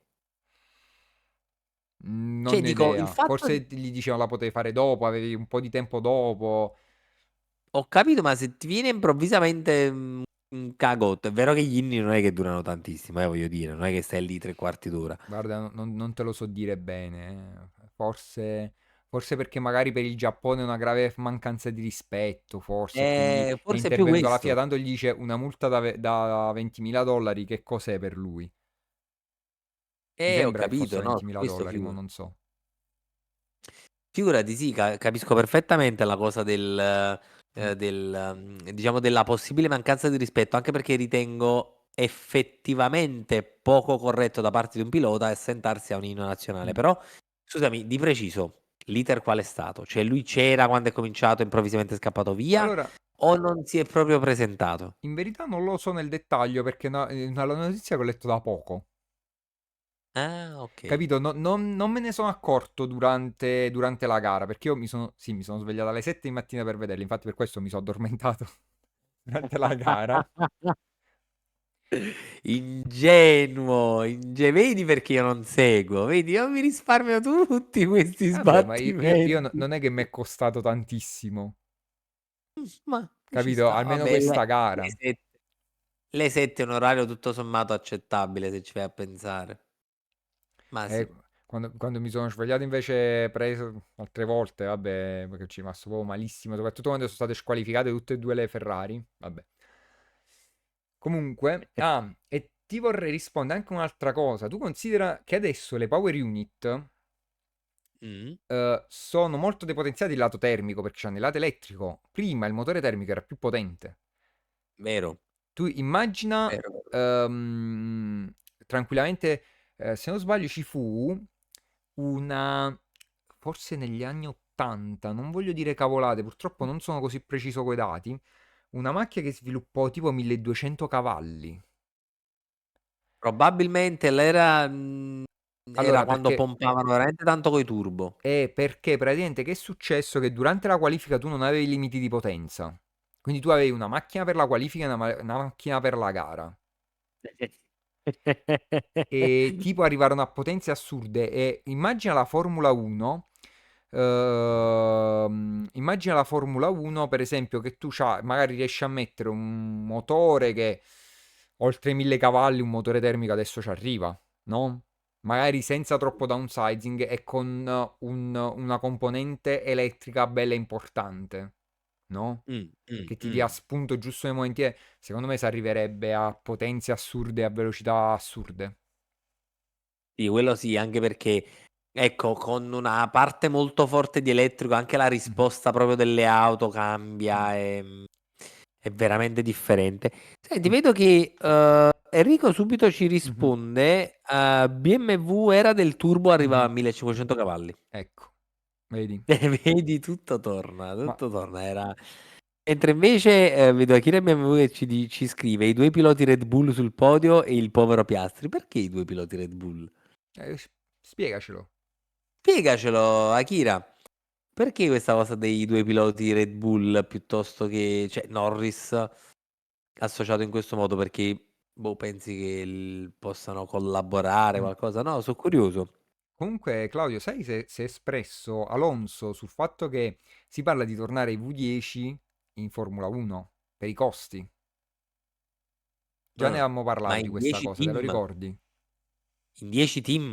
No, i V10, i Ah, motori. i V10. Io avevo capito di tornare in 10. Ah, no, Visto che no, ultimamente parlammo dell'ingresso di di Cadillac, no? Cadillac. Come 11° Mhm. team, esatto. Vedi che me ne ricordo tutto sommato le cose, Allora, adesso che ci penso. si vocifera, avevamo già detto, che magari di non fare il regolamento del 2026 perché pare che siano power unit troppo costosi. Ah, salute. Pare che siano power unit che diano problemi allo sviluppo e troppo costose, quindi si vorrebbe, per scendere i costi, dei bei V10 più semplici, quindi si sta parlando. E Alonso si è pronunciato in un parere negativo perché dice: Ok, mi piacerebbe tantissimo tornare V10, tutto quanto così, però Mhm. sarebbe come tornare indietro a livello tecnologico. Ma dipende, secondo me, se questi V10 siano meno ibridizzati. Considerando che il V10 però occuperebbe veramente tanto tanto spazio in più rispetto a questi, non lo so, ti dirò, forse non è detto al 100%, bisogna capire poi a che punto ed in che modo verrebbe ripristinato il concetto di V10. Vero che ultimamente si sta facendo un po' dietro front su tutto, considerando che, per esempio, lo sai che Dacia Duster 4x4 adesso in teoria dovrebbero rifarlo diesel? Ah, Azzo. sì. Sì, sì, sì, sì, sì. Sì, questo Quindi è... Però è non ibrido, solo diesel. solo diesel. Neanche un mild hybrid, ci butti una batteria lì e dici, oh, è ibrido. Capito? Mm. Quindi, come vedi, c'è un po' di dietrofront su qualcosa, ma su questo dei V10, secondo me diventerebbe complicato semplicemente dal punto di vista degli ingombri, piuttosto che dal punto di vista tecnologico. Oltre al fatto che chiaramente il V10 è un motore aspirato, perché il V10 in teoria suppongo sia aspirato, poi motore aspirato rispetto al turbo si presuppone riesca a dare anche meno problemi e magari avere un ciclo di vita anche più lungo rispetto a quelli che sono adesso i motori. Chi lo sa, è veramente una cosa molto curiosa. Allora, sicuramente le stanno studiando perché devono trovare un equilibrio tra sviluppo tecnologico e spettacolo, perché hanno fatto adesso le auto più piccole, gomme che dovrebbero essere con la spalla minore, quindi teoricamente dovrebbero, teoricamente abbassare un po' le prestazioni, teoricamente, però Mm, cioè, mm, mm, non penso mm. sia lo scopo principale della Formula E dire no, torniamo un attimo indietro. Vedremo, sarà Ah, interessante da scoprire. vedi che Mhm. Akira ci ha Eh, specificato il perché di Norris come secondo pilota Red Bull, perché dice ha fatto da alfiere negli ultimi 10-15 giri, Piastri ne aveva per andare sotto a Max, ma probabilmente per non rischiare con un sorpasso aggressivo hanno fatto mantenere le posizioni. Sicuramente una sì, scelta giusta in ottica di campionato, ma lo spettacolo non ne ha giovato. Ecco, ecco, sì, ecco. sì. Allora è Allora, giustificata, diciamo, l'invettiva. sì, perché Norris non ha impensierito mai Verstappen e Piastri, è sempre stato molto vicino a Norris, cosa che guadagnava, ogni tanto perdeva qualcosina, stava sempre sotto gli RS, quindi sembrava come se Norris stesse facendo la tappa a Piastri. Ah, ok, ok, ok, ecco. Però poi, tra l'altro 10-15 giri è tanto. Vuol Sì, dire che Piastri si è dovuto limitare parecchio a questo punto. Boh, chi pare lo di sa. sì, però cioè, nel senso, se Norris l'avesse fatto passare e poi Piastri tipo magari gli dava tipo un secondo, due, ok, magari passava e anche lui non ce la poteva fare. Con i se e con i ma non si fa la storia, cioè, capito? Ah, L'impressione era quella che Piastri ne potesse avere di più di Norris. Di fatto, se non sbaglio, Piastri è sempre stato avanti un po' tutto il weekend rispetto a Norris. Cioè, quindi ne aveva Norris ha un po' di fatto un bel più. giro sul finale, ma è sempre stato Piastri che mi pare che tenesse un po' il pallino. Eh no, oddio, nelle free practice era Norris che andava un po' più veloce, poi è stato Piastri. Sì, un po' combattuta, però sembra sempre Piastri che sta lì come se è quella la seconda guida un po' scontenta. Ci sta, ho capito che dici. Sì, sì, sì. Vedremo a questo punto con l'avanzamento Sì, sì. diciamo della stagione, con l'avanzamento delle gare. Poi vedo Flavio che tra l'altro commenta ed entra a gamba tesa e dice: Pensa al VRC dove hanno tolto l'ibrido, anche se c'è il carburante sintetico. Eh sì, sono tornati indietro senza ibrido. Mhm. Questa è stata una notizia anche abbastanza curiosa. Poi togliamo teste lavatrici di mezzo e quindi poi Flavio quota Enrico che si siamo contro in generale tutta l'elettrificazione. Poi, però sai che bello risentire un V10, vero? Vero perché ad oggi potrebbe avere anche degli effetti strani e degli sviluppi strani. È un V10 da Formula 1? Chi lo sa? Boh.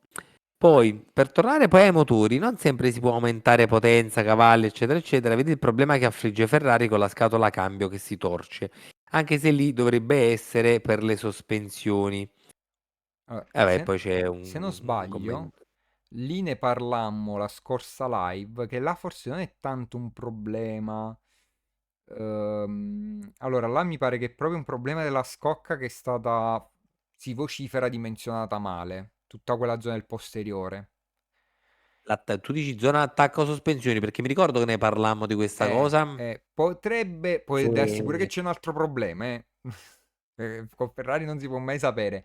Però, Akira, mi pare che hanno vociferato il fatto che c'è stato un errore progettuale per quale la scocca è un po' debole lì dietro. E infatti non possono usare delle sospensioni abbastanza rigide per, non come vorrebbero, perché trasferire. sennò rischierebbero di rompere la scocca. Poi non so se è qualcosa anche legata al cambio. Questo qua, il fatto del cambio che si torce.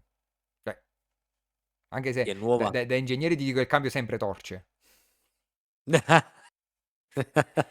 Forse, per fare la battuta, è assolutamente. Però Vabbè, non lo ci sapevo sta. nel senso. Mm. Saluto Julbeast che ci dice buonasera. Ciao Julbeast, bentornato. È un po' che non lo vedevamo, sbaglio. È qualche live che Julbeast non si Mm. faceva vedere. Piacere di rivederti. Poi Enrico dice il problema delle scatole cambio Ferrari è un problema strutturale. Utilizzando molto carbonio, la sistemazione del problema non è da poco. Eh sì, perché poi alla fine diciamo, il carbonio in termini torsionali non è sto granché. E Peppe, diciamo, mi potrebbe confermare questa cosa. Devono usare le balestre dietro. Sai che bella una F1 con le balestre? Però boh, sarebbe curioso. Sai, capito? Andare a fare lo studio di quanti strati, ogni strato quanto lungo, quanto Tipo doppio. per avere tipo 1 millimetro di escursione. Esatto, bravo. Quanti strati mettiamo? Poi, sai, strati che flettono, ma quindi di che materiale? No, diventerebbe un caos meraviglioso. E,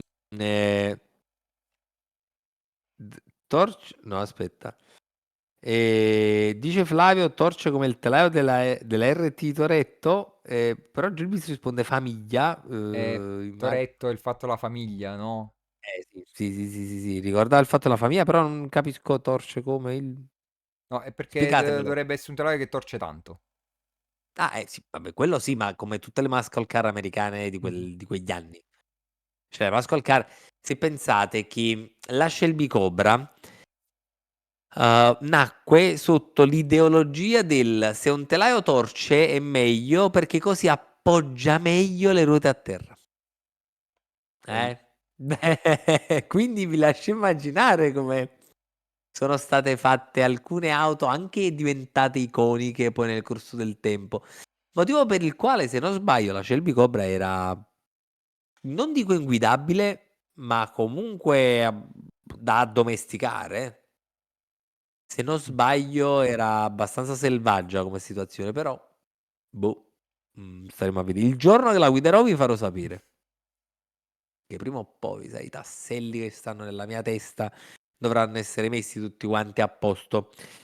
Ehm, Sarebbe da riprogettare la sospensione, perlomeno gli attacchi, e non è pensabile alla stagione in corso o no? Dice Akira BMW in risposta anche a quello che dice Enrico.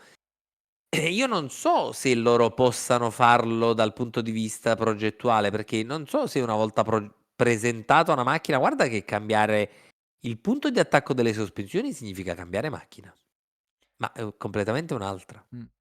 Seppure vari di un centimetro il punto di attacco delle sospensioni ti sballa praticamente tutto.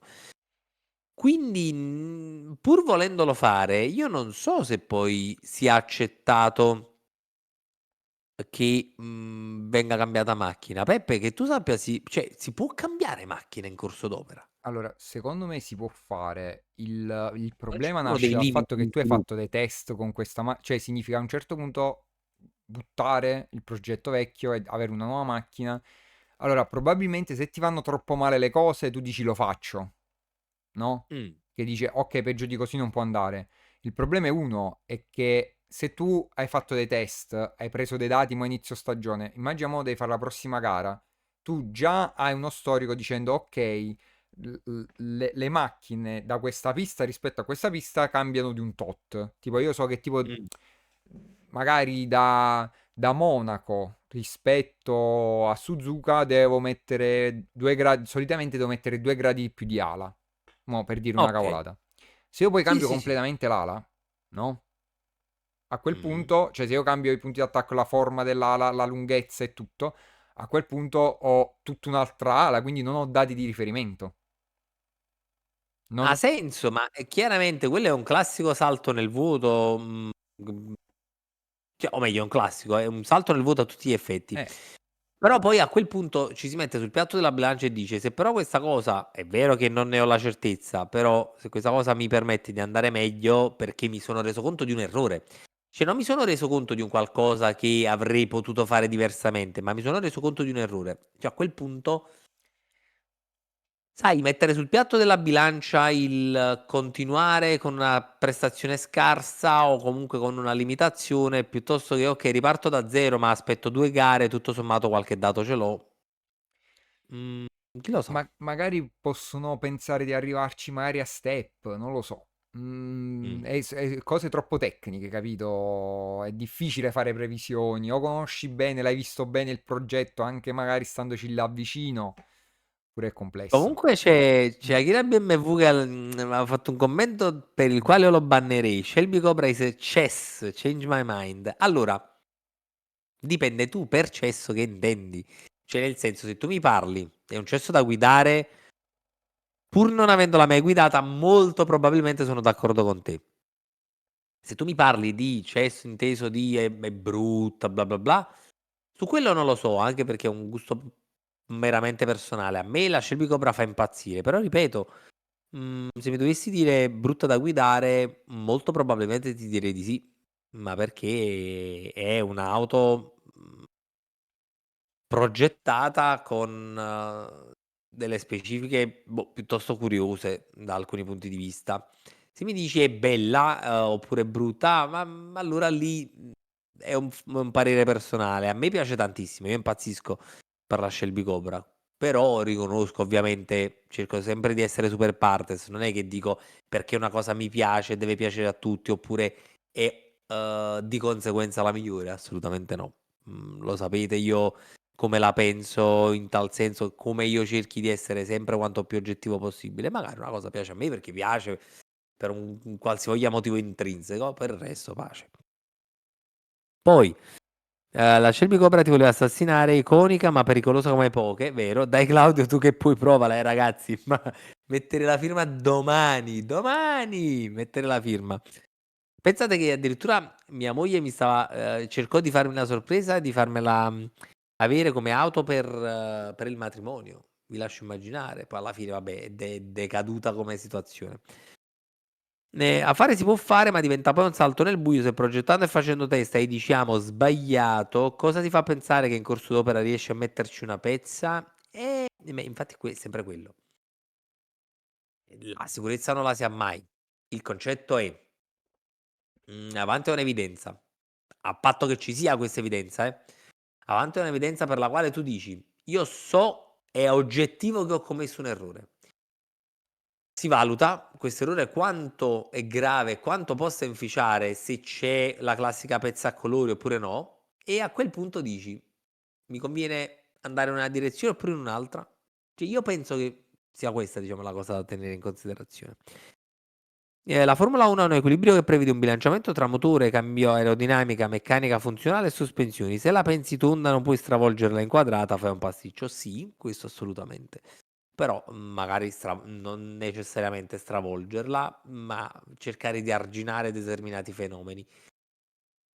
Però, diciamo, mo ci vuole, tornando sempre al discorso che resta sempre un punto interrogativo. Io credo che daranno delle piccole migliorie e dei rinforzi per limitare al minimo il fenomeno credo che sia una macchina estremamente sopravvalutata come la stragrande parte delle auto americane. Ah, ok, aspetta, erano le due, Erano due cose separate. due cose diverse.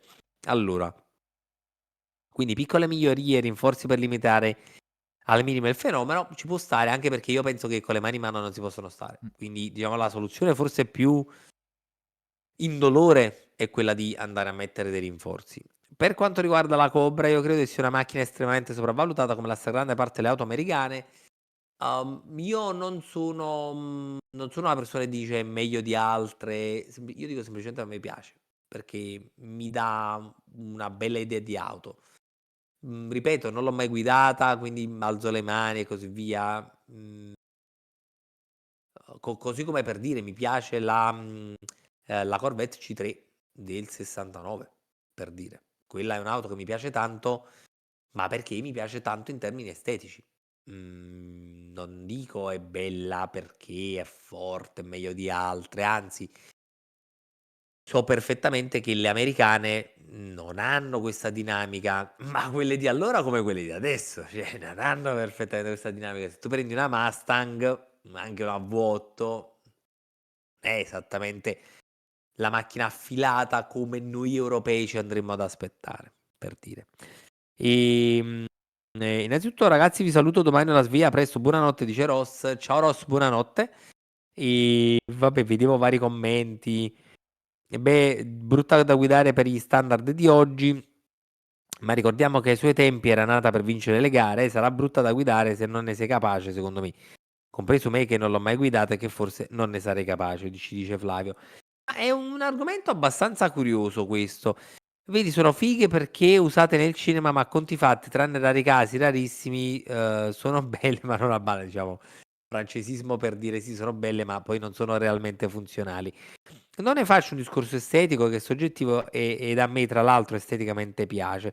Trovo solo che sia più il mito che le qualità reali dell'auto. No, ma su questo Oh, sono d'accordissimo. Alla fine aveva tutto sommato semplicemente un gran motore, ma perché il classico V8 a ste bilancieri americano, anche tra l'altro strapompato, che aveva un bel sound, però poi a livello di dinamica, ecco, tornando al discorso dello chassis che secondo loro si doveva piegare perché così aderiva meglio a terra, lascia veramente il tempo che trova.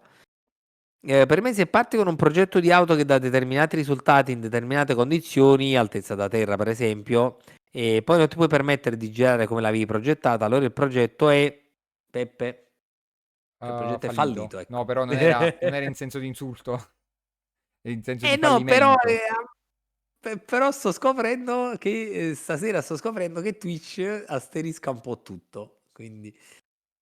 Bah, dicevo, fallito e il resto è un palliativo. Ehm, sì, ci sta perché allora sai cosa? Tutto dipende tanto dai prerequisiti, dai requisiti progettuali, perché a un certo punto la dirigenza e così via, cioè si siede a tavolino e dice: "Che vogliamo fare? Questa macchina deve avere questo e questo", e poi da lì si comincia a progettare. Il discorso è anche capire perché non sono arrivati a quello che si erano progettati, se si erano progettati qualcosa di diverso da questo. No, scusate, mi ho detto una minchiata. Perché non sono arrivati a quello che si erano prefissati, no progettati, prefissati. Se si erano prefissati una cosa del genere. E soprattutto perché è successo questo errore. Cioè questa cosa perché è successa, questa debolezza, va? Come mai non è stata verificata prima? Cioè sono tanti discorsi poi da fare e da andare a considerare quando, si tratta una cosa del genere. Però, la verità probabilmente non la sapremo mai, anche perché nessuno si alza e dice: comunque è colpa mia, eh". No, ma sai, Cioè sai pure qual è il fatto? E noi per esempio parliamo di errore, no? Perché noi mh. tendiamo anche un pochino a romanzarla, ma errore, ma perché? Perché magari, cioè, sempre però, noi stiamo parlando di estremizzazioni di tutto. C'è già un pezzo che strutturalmente sarebbe estremizzato la sua resistenza, la sua flessibilità, no? Tutte queste Mh, sue caratteristiche sarebbero portate all'estremo.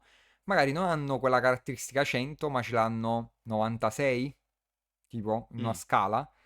E quindi a questi livelli dicono: "Okay, è un pezzo che cede, è un pezzo così", però alla fine la Ferrari non è che sta andando cioè nel senso, per un fallimento non sta andando male, cioè perché là perché tutto è estremizzato e c'è quella piccola cosa che ti fa perdere.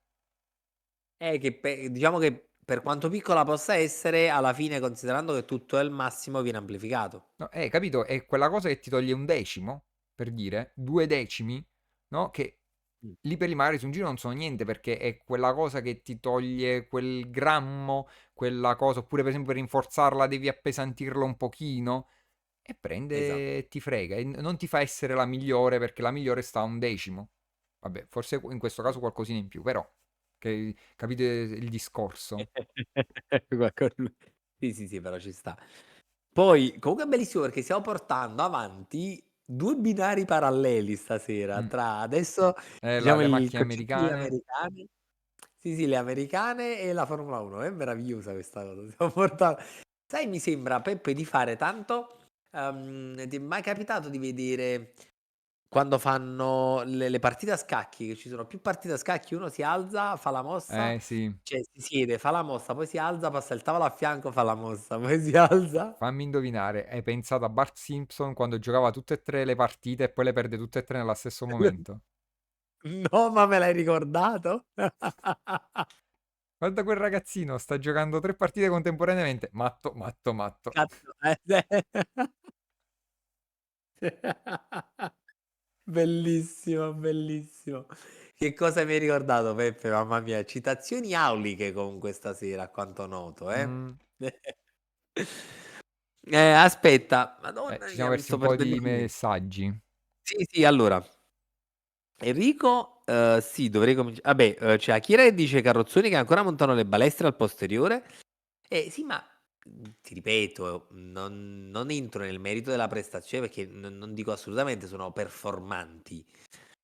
Okay, riconosco il fatto che fermo restando che ecco, se vogliamo entrare nel merito della Shelby Cobra parliamo di un'auto di 60 anni fa, okay, quindi tutto sommato ci potrebbe anche stare, però dico a prescindere da questo, io non entro nel merito, è un po' come la mitologia che si è creata attorno al Deltone che poi, diciamo, va meno di tante altre auto. Ecco, un po' questo Uh, concetto, se vogliamo parlare di mito, okay. no, mi hai fatto pensare a una cosa. Dimmi. È un po' flame, perché si comincia a parlare anche di Ah. giapponesi. La butto Qua in la finiamo mezzo? male stasera. Finisce malissimo, malissimo, malissimo, mio Dio. Fammi pensare, cioè fammi, indovinare. Comincia con S e finisce con Upra. Anche? No, si parla di Ti ho motori, visto. più È che il altro. 2JZ. Sì. No, Classicissimo, guarda. allora perché ho sentito un video su TikTok che diceva: Okay. noi osagniamo tipo le auto italiane. Dice, ma Mh. se vedi i veri motori belli li hanno fatto i giapponesi, Giapponesi. perché se vedi tutte le auto, tutti i motori che tu vai a sovralimentare, che riesci a cacciarci tanti cavalli perché sono stati, diciamo, costruiti proprio sovradimensionati rispetto alla potenza originale, sono tipo il Mh. 2GZ e hanno nominato altri motori famosi che mo, mia colpa non mi ricordo. Vabbè Diceva, anche mentre il invece V-Tech. se prendi magari dei bellissimi motori, per esempio anche dell'Alfa Romeo, tendenzialmente tendevano a rimanere a quelle potenze. Vabbè sì, perché allora questo può avere varie letture.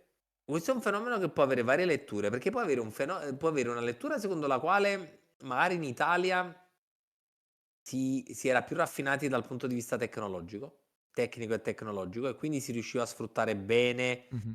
e a dimensionare anche correttamente i motori senza andare, diciamo, oltre.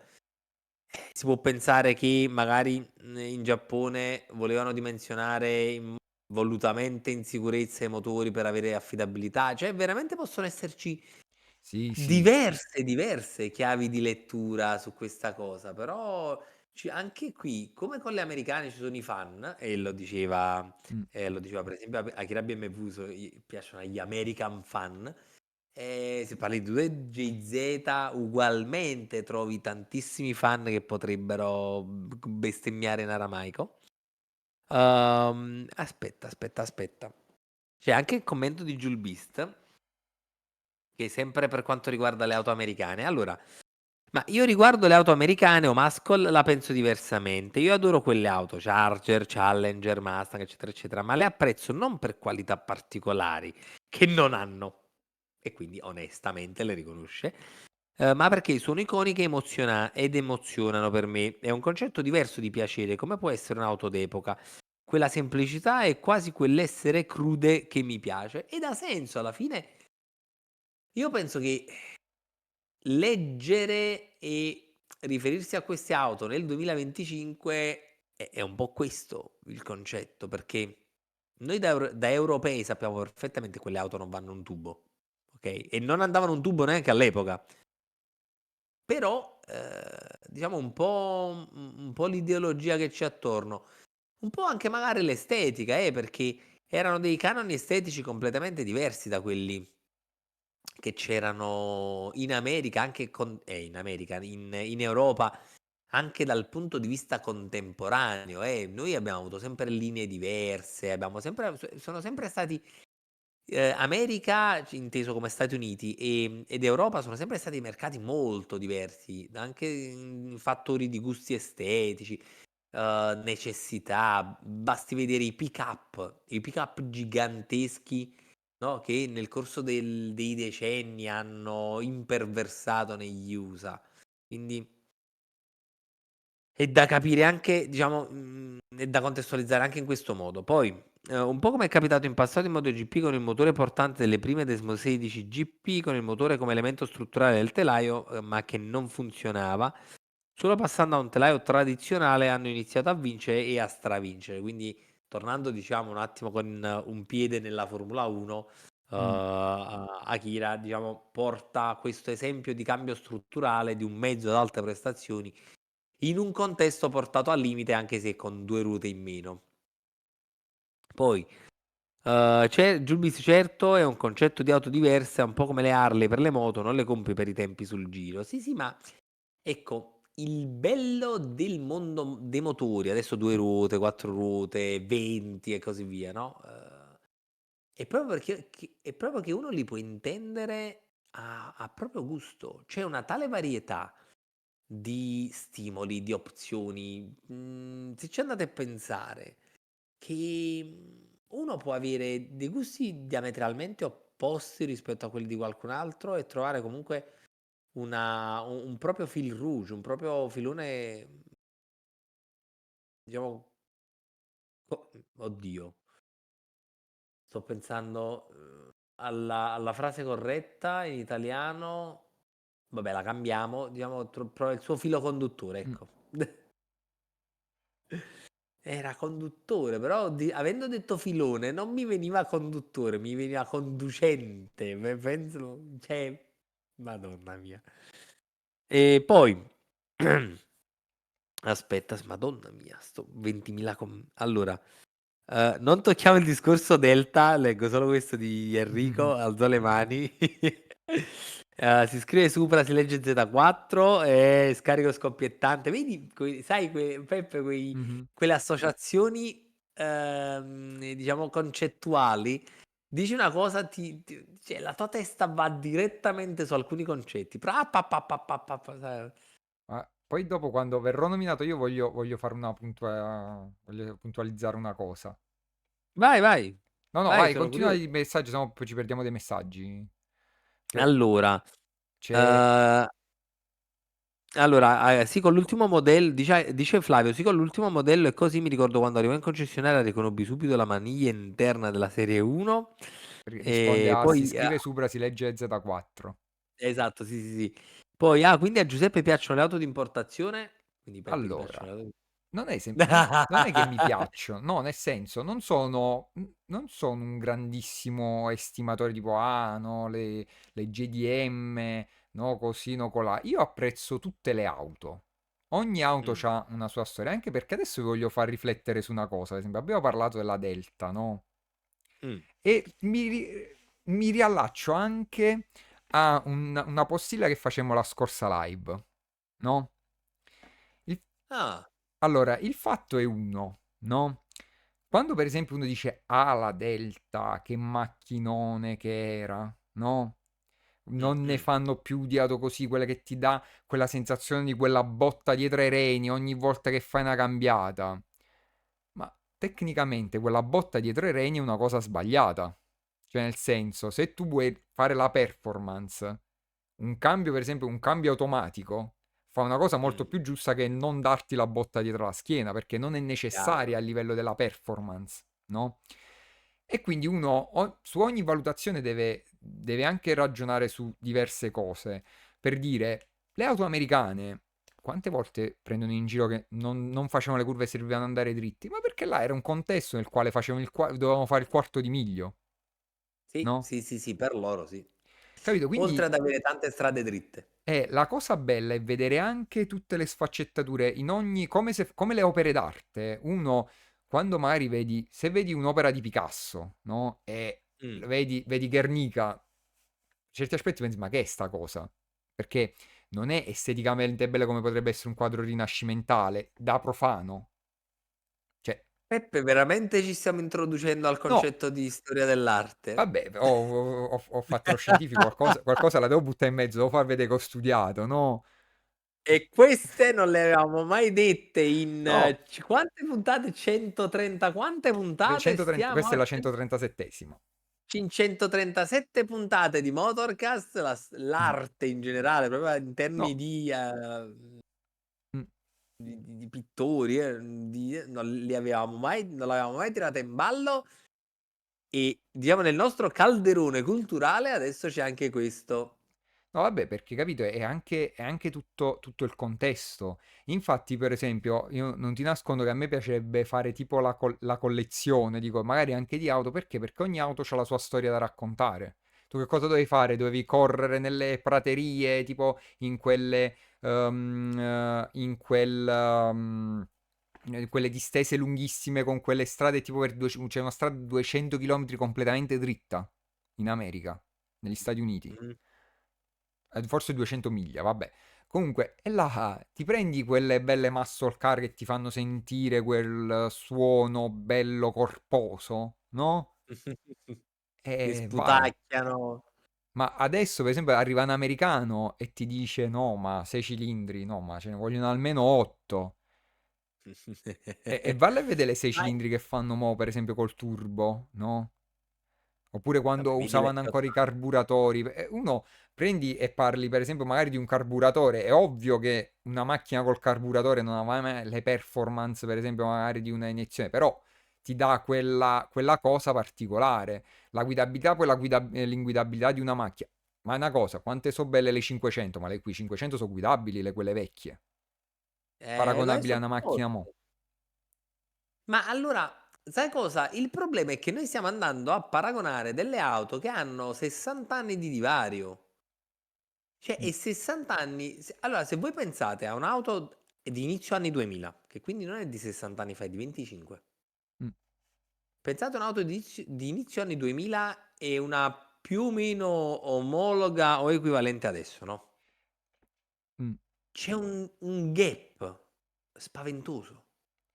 Ma perché anche in termini di ricerca tecnologica, di ingegneria, di materiali, di attenzione, di omologazione, di requisiti, di una valanga di cose, no? Si è andati avanti in modo stratosferico. Allora è chiaro che noi guardiamo le macchine con come si chiama? Gli occhi di adesso. Ma magari negli anni 70 una persona che saliva su una 500 e pensava alla Ford Model T e dicevamo, ah, ma com'è possibile? Ma come facevano a guidare una Ford Model T? Mm. Ok? E quindi, come vedete, tutto dipende da quale poi è il riferimento di partenza.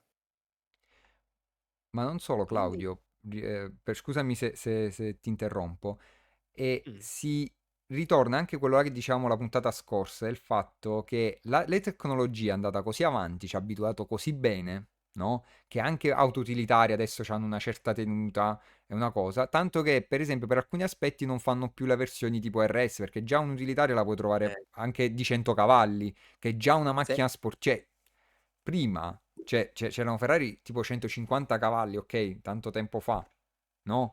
Mm. C'erano tipo macchinoni che avevano 180 cavalli, adesso li trovi su una qualsiasi, diciamo, auto media, non Sì, supercar. sì.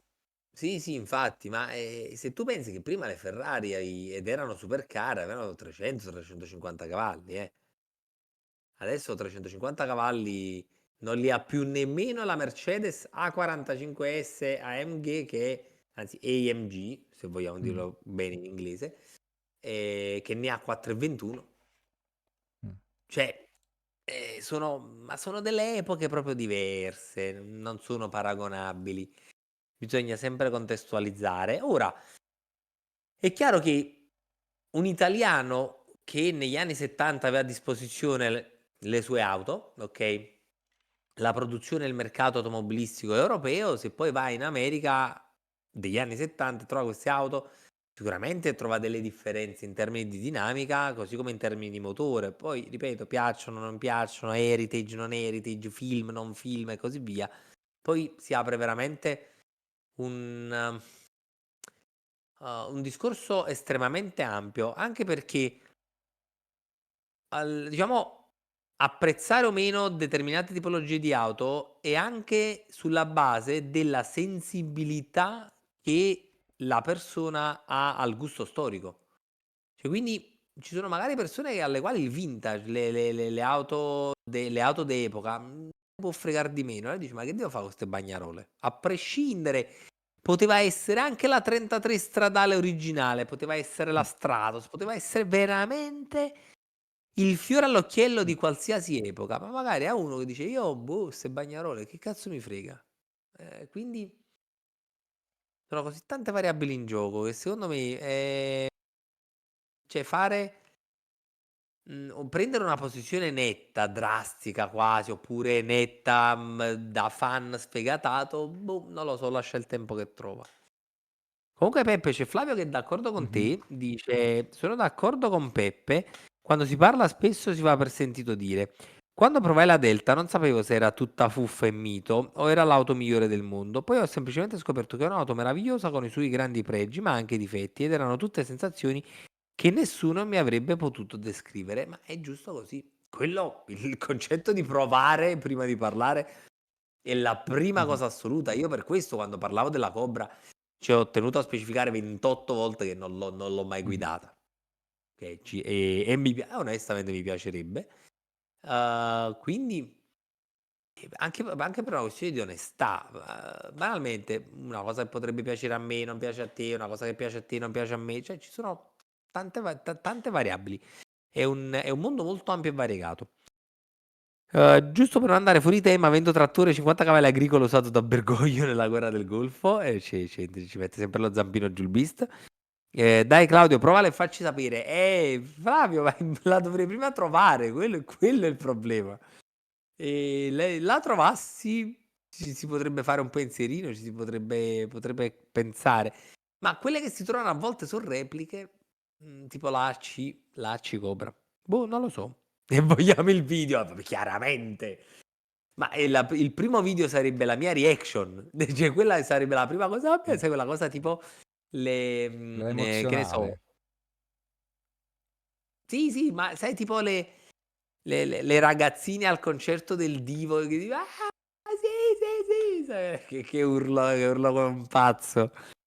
E se è difficile trovare bravo, esatto, Julbis, first reaction shock, cioè, probabilmente non parlerei nemmeno, ma non perché sono avanti a un qualcosa di migliore di altro, semplicemente perché per me è bello e mi fa piacere anche provare l'esperienza, okay, Mm. come quando mi capitò di provare una Impreza 2002, quella coi fari tondi, rimasi perché, era un'auto che secondo me andava provata, tempi di elaborare. Vedi, per tempi esempio di elaborare. sull'impresa, ricordo quella là, per esempio, io là sono legato un pochino a quella là perché stava su Tocca Restra Verdù sul ghiaccio, tipo le dovevi provare, tipo facevano le gare sul ghiaccio e tutto sulla neve e cose, uno ricorda, ma questa qua deve essere qualcosa di incredibile. Beh, ma ci sta, allora, noi abbiamo tante motivazioni per le quali siamo legati a un modello, Sì. a un'epoca, a un brand. Noi nell'auto viaggia tanto da questo profilo, quindi perché no? Beh, ci sta. Io ricordo che, aspetta, che gioco era? Uno dei primi giochi ai quali giocai sulla PlayStation 1, un gioco di rally, ma non mi ricordo, non era Colin McRae? Vabbè, comunque, c'era la Megane. E io vedevo questa Megane fighissima, e dicevo, ah, che mezzo, che mezzo.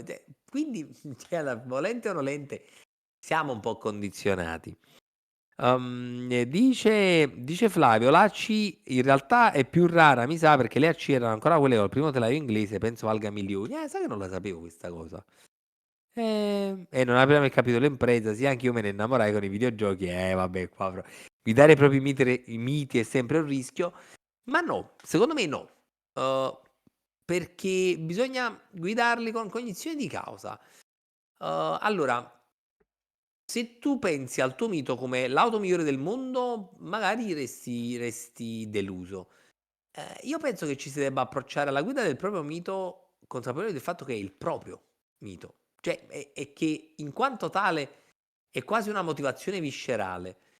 Io probabilmente, se mai dovessi avere la possibilità di guidarla, non approccerei la guida con che figa, adesso riesco a fare il tempo sul giro, oppure adesso mi diverto. No, semplicemente, che figo, finalmente nella mia vita sono riuscito a guidarla e poi vediamo come va. Ok, quindi secondo me è un po' come se ad oggi provassi una Caterham, perché io sto provando a inseguire delle Caterham da tempo immemore, non sono ancora capace di trovarne una che diciamo da provare. Magari se la dovessi provare, direi, ah vabbè, alla fine questa è alla guida, però è divertente semplicemente anche il fatto di provarla. Per cultura personale, per bagaglio di esperienza, non dico che uno, cioè, almeno questo è il mio ragionamento, da tester, ok? Da uno che prova tante auto e che si diverte anche con la Kia Picanto, ok? Quindi è importante andare a specificare questa cosa. Mamma mia, Loeb nei giochi di rally, che ricordi. Se parliamo di giochi, il mito resta la Escudo. Madò, che cosa hai nominato? La Escudo Pikes Peak Edition. Che poi, se non sbaglio, era derivante da una Vitara. Se non sbaglio, dissero o lessi da qualche parte che era derivante da una Vitara. Tutti quelli che hanno giocato i primi Gran Turismo l'hanno sognata. Sì, sì, sì, sì. Puoi dirlo forte. Quindi io sono tra uno di quelli perché al primo Gran Turismo ci ho giocato. Semplice. Per me la macchina dei miei sogni è quella progettata dal mio grande maestro Ferrari 288 GTO e vabbè, qui già vedi, cominciamo ad andare, Enrico, Raffinati. cominciamo ad andare nel fine, cominciamo ad andare qualcosa un po' più fine. Ed era già un qualcosa che comunque ti richiamava sicuramente molto più la prestazione, ti richiamava sicuramente molto più tornando banalmente al gusto europeo, un qualcosa quasi di più garantito, ok? Mentre invece altre cose possono, anzi potevano portarti a delle sensazioni differenti, in quel caso diciamo che Ferrari ha sempre lavorato in quella direzione, quindi dovrebbe essere un po' più probabile, diciamo un po' più improbabile rimanere delusi, ecco, quello è. Comunque, al netto di, diciamo, queste belle discussioni che stiamo facendo, con mio sommo disappunto, vedo che sono le 23. Eh sì, E vabbè. comunque stasera non siamo riusciti a parlare di null'altro se non la Formula 1. Cioè, o meglio, no, scherzo, abbiamo parlato di tanto. Abbiamo parlato di tanto stasera. Poi Non è vero che abbiamo parlato solo di Formula diciamo 1. come argomento centrale che la cosa Nessuna bella, notizia. ho detto è stata una gara noiosa. Secondo me non riusciamo a parlare 2 ore di Formula 1, cioè di parlare 2 ore solo di Formula 1, e invece... Allora, ragazzi, tecnicamente le testuali parole di Peppe sono state: la gara è stata molto noiosa, 2 ore sicuro non le facciamo di Formula 1, se dovessimo riuscirci abbiamo un problema. Cioè, le testuali Vabbè, parole di Peppe però non sono abbiamo state parlato solo queste. di Formula 1, cioè abbiamo un problema a metà. Abbiamo un mezzo problema. No, allora, il concetto, ecco, vedete, torniamo. A me piacciono queste live, quando si mettono in mezzo queste discussioni, no? Questi argomenti, questo scambio civile di opinioni, perché ragazzi, vi posso garantire che non è banale il concetto di scambio civile di opinioni, soprattutto quando si è online. Però il bello di Motorcast, raga, è che voi che lo seguite siete ormai... la passione è tangibile, è percepibile. E quindi non mi aspetterei altro tono di Mhm. dibattito se non questo, quello del rispetto e della passione generale, del rispetto delle idee altrui, anche a volte giocando, anche scherzando, punzecchiando e così via, perché ci sta ed è divertente anche questo. Però ricordatevi che noi siamo sempre seduti su una grande tavola rotonda, a tanti amici a bere birra analcolica e a parlare di auto. Quindi lo spirito è perfettamente questo e ogni tanto mi fa veramente tanto piacere vedere come viene incarnato alla perfezione lo spirito dell'appassionato proprio a 360 gradi. Ragazzi, siete una sorta di mio orgoglio. Bello, bello, bello ed è sempre un gran piacere poter parlare con voi, discutere, chiacchierare. Pensare, perché poi alla fine noi abbiamo tanti spunti di discussione, sia da parte nostra, ma sia anche da parte vostra.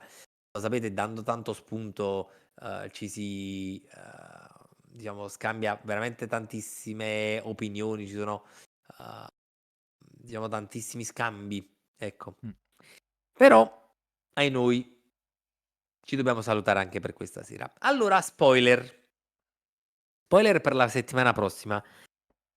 Tecnicamente settimana prossima dovremmo avere un ospite. Ve lo Mm. comincio a buttare lì. È un ospite che ci potrebbe dare,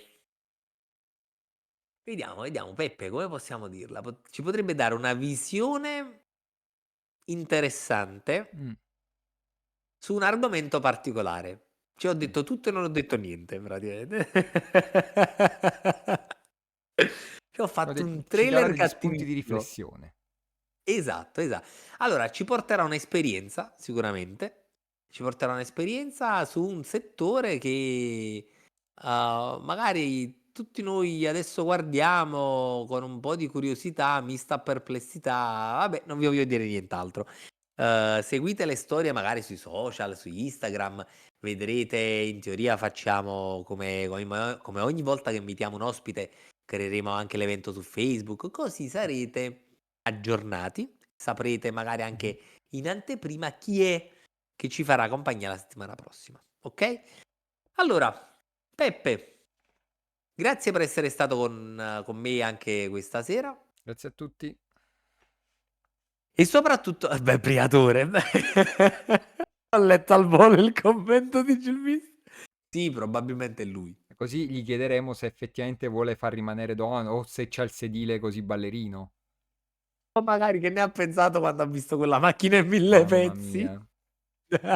Io immagino per un manager, capito, tieni il groppone tutta la squadra, vedi quello là che ti ha distrutto la macchina, dici, ma... Ma è la sensazione che lui abbia pensato prima ai soldi e poi alla vita di Duan. Ma si è visto muore abbastanza velocemente, quindi secondo me già sapeva che stava Ah, tutto bene, ok. capì? Ok, ok, ok. Allora, quindi, appuntamento la settimana prossima. Quindi, grazie mille anche a voi per averci seguiti. Trisom sì, Trisom no, e questo è l'argomento indovinato. Lo saprai Sì. la settimana prossima. Va bene. Allora, buonanotte a tutti. Ci vediamo lunedì 14 aprile 2025, sempre qui su Test Driver Live, sempre dalle 21 alle 23. Ok? Buonanotte a tutti. Ciao. Buonanotte.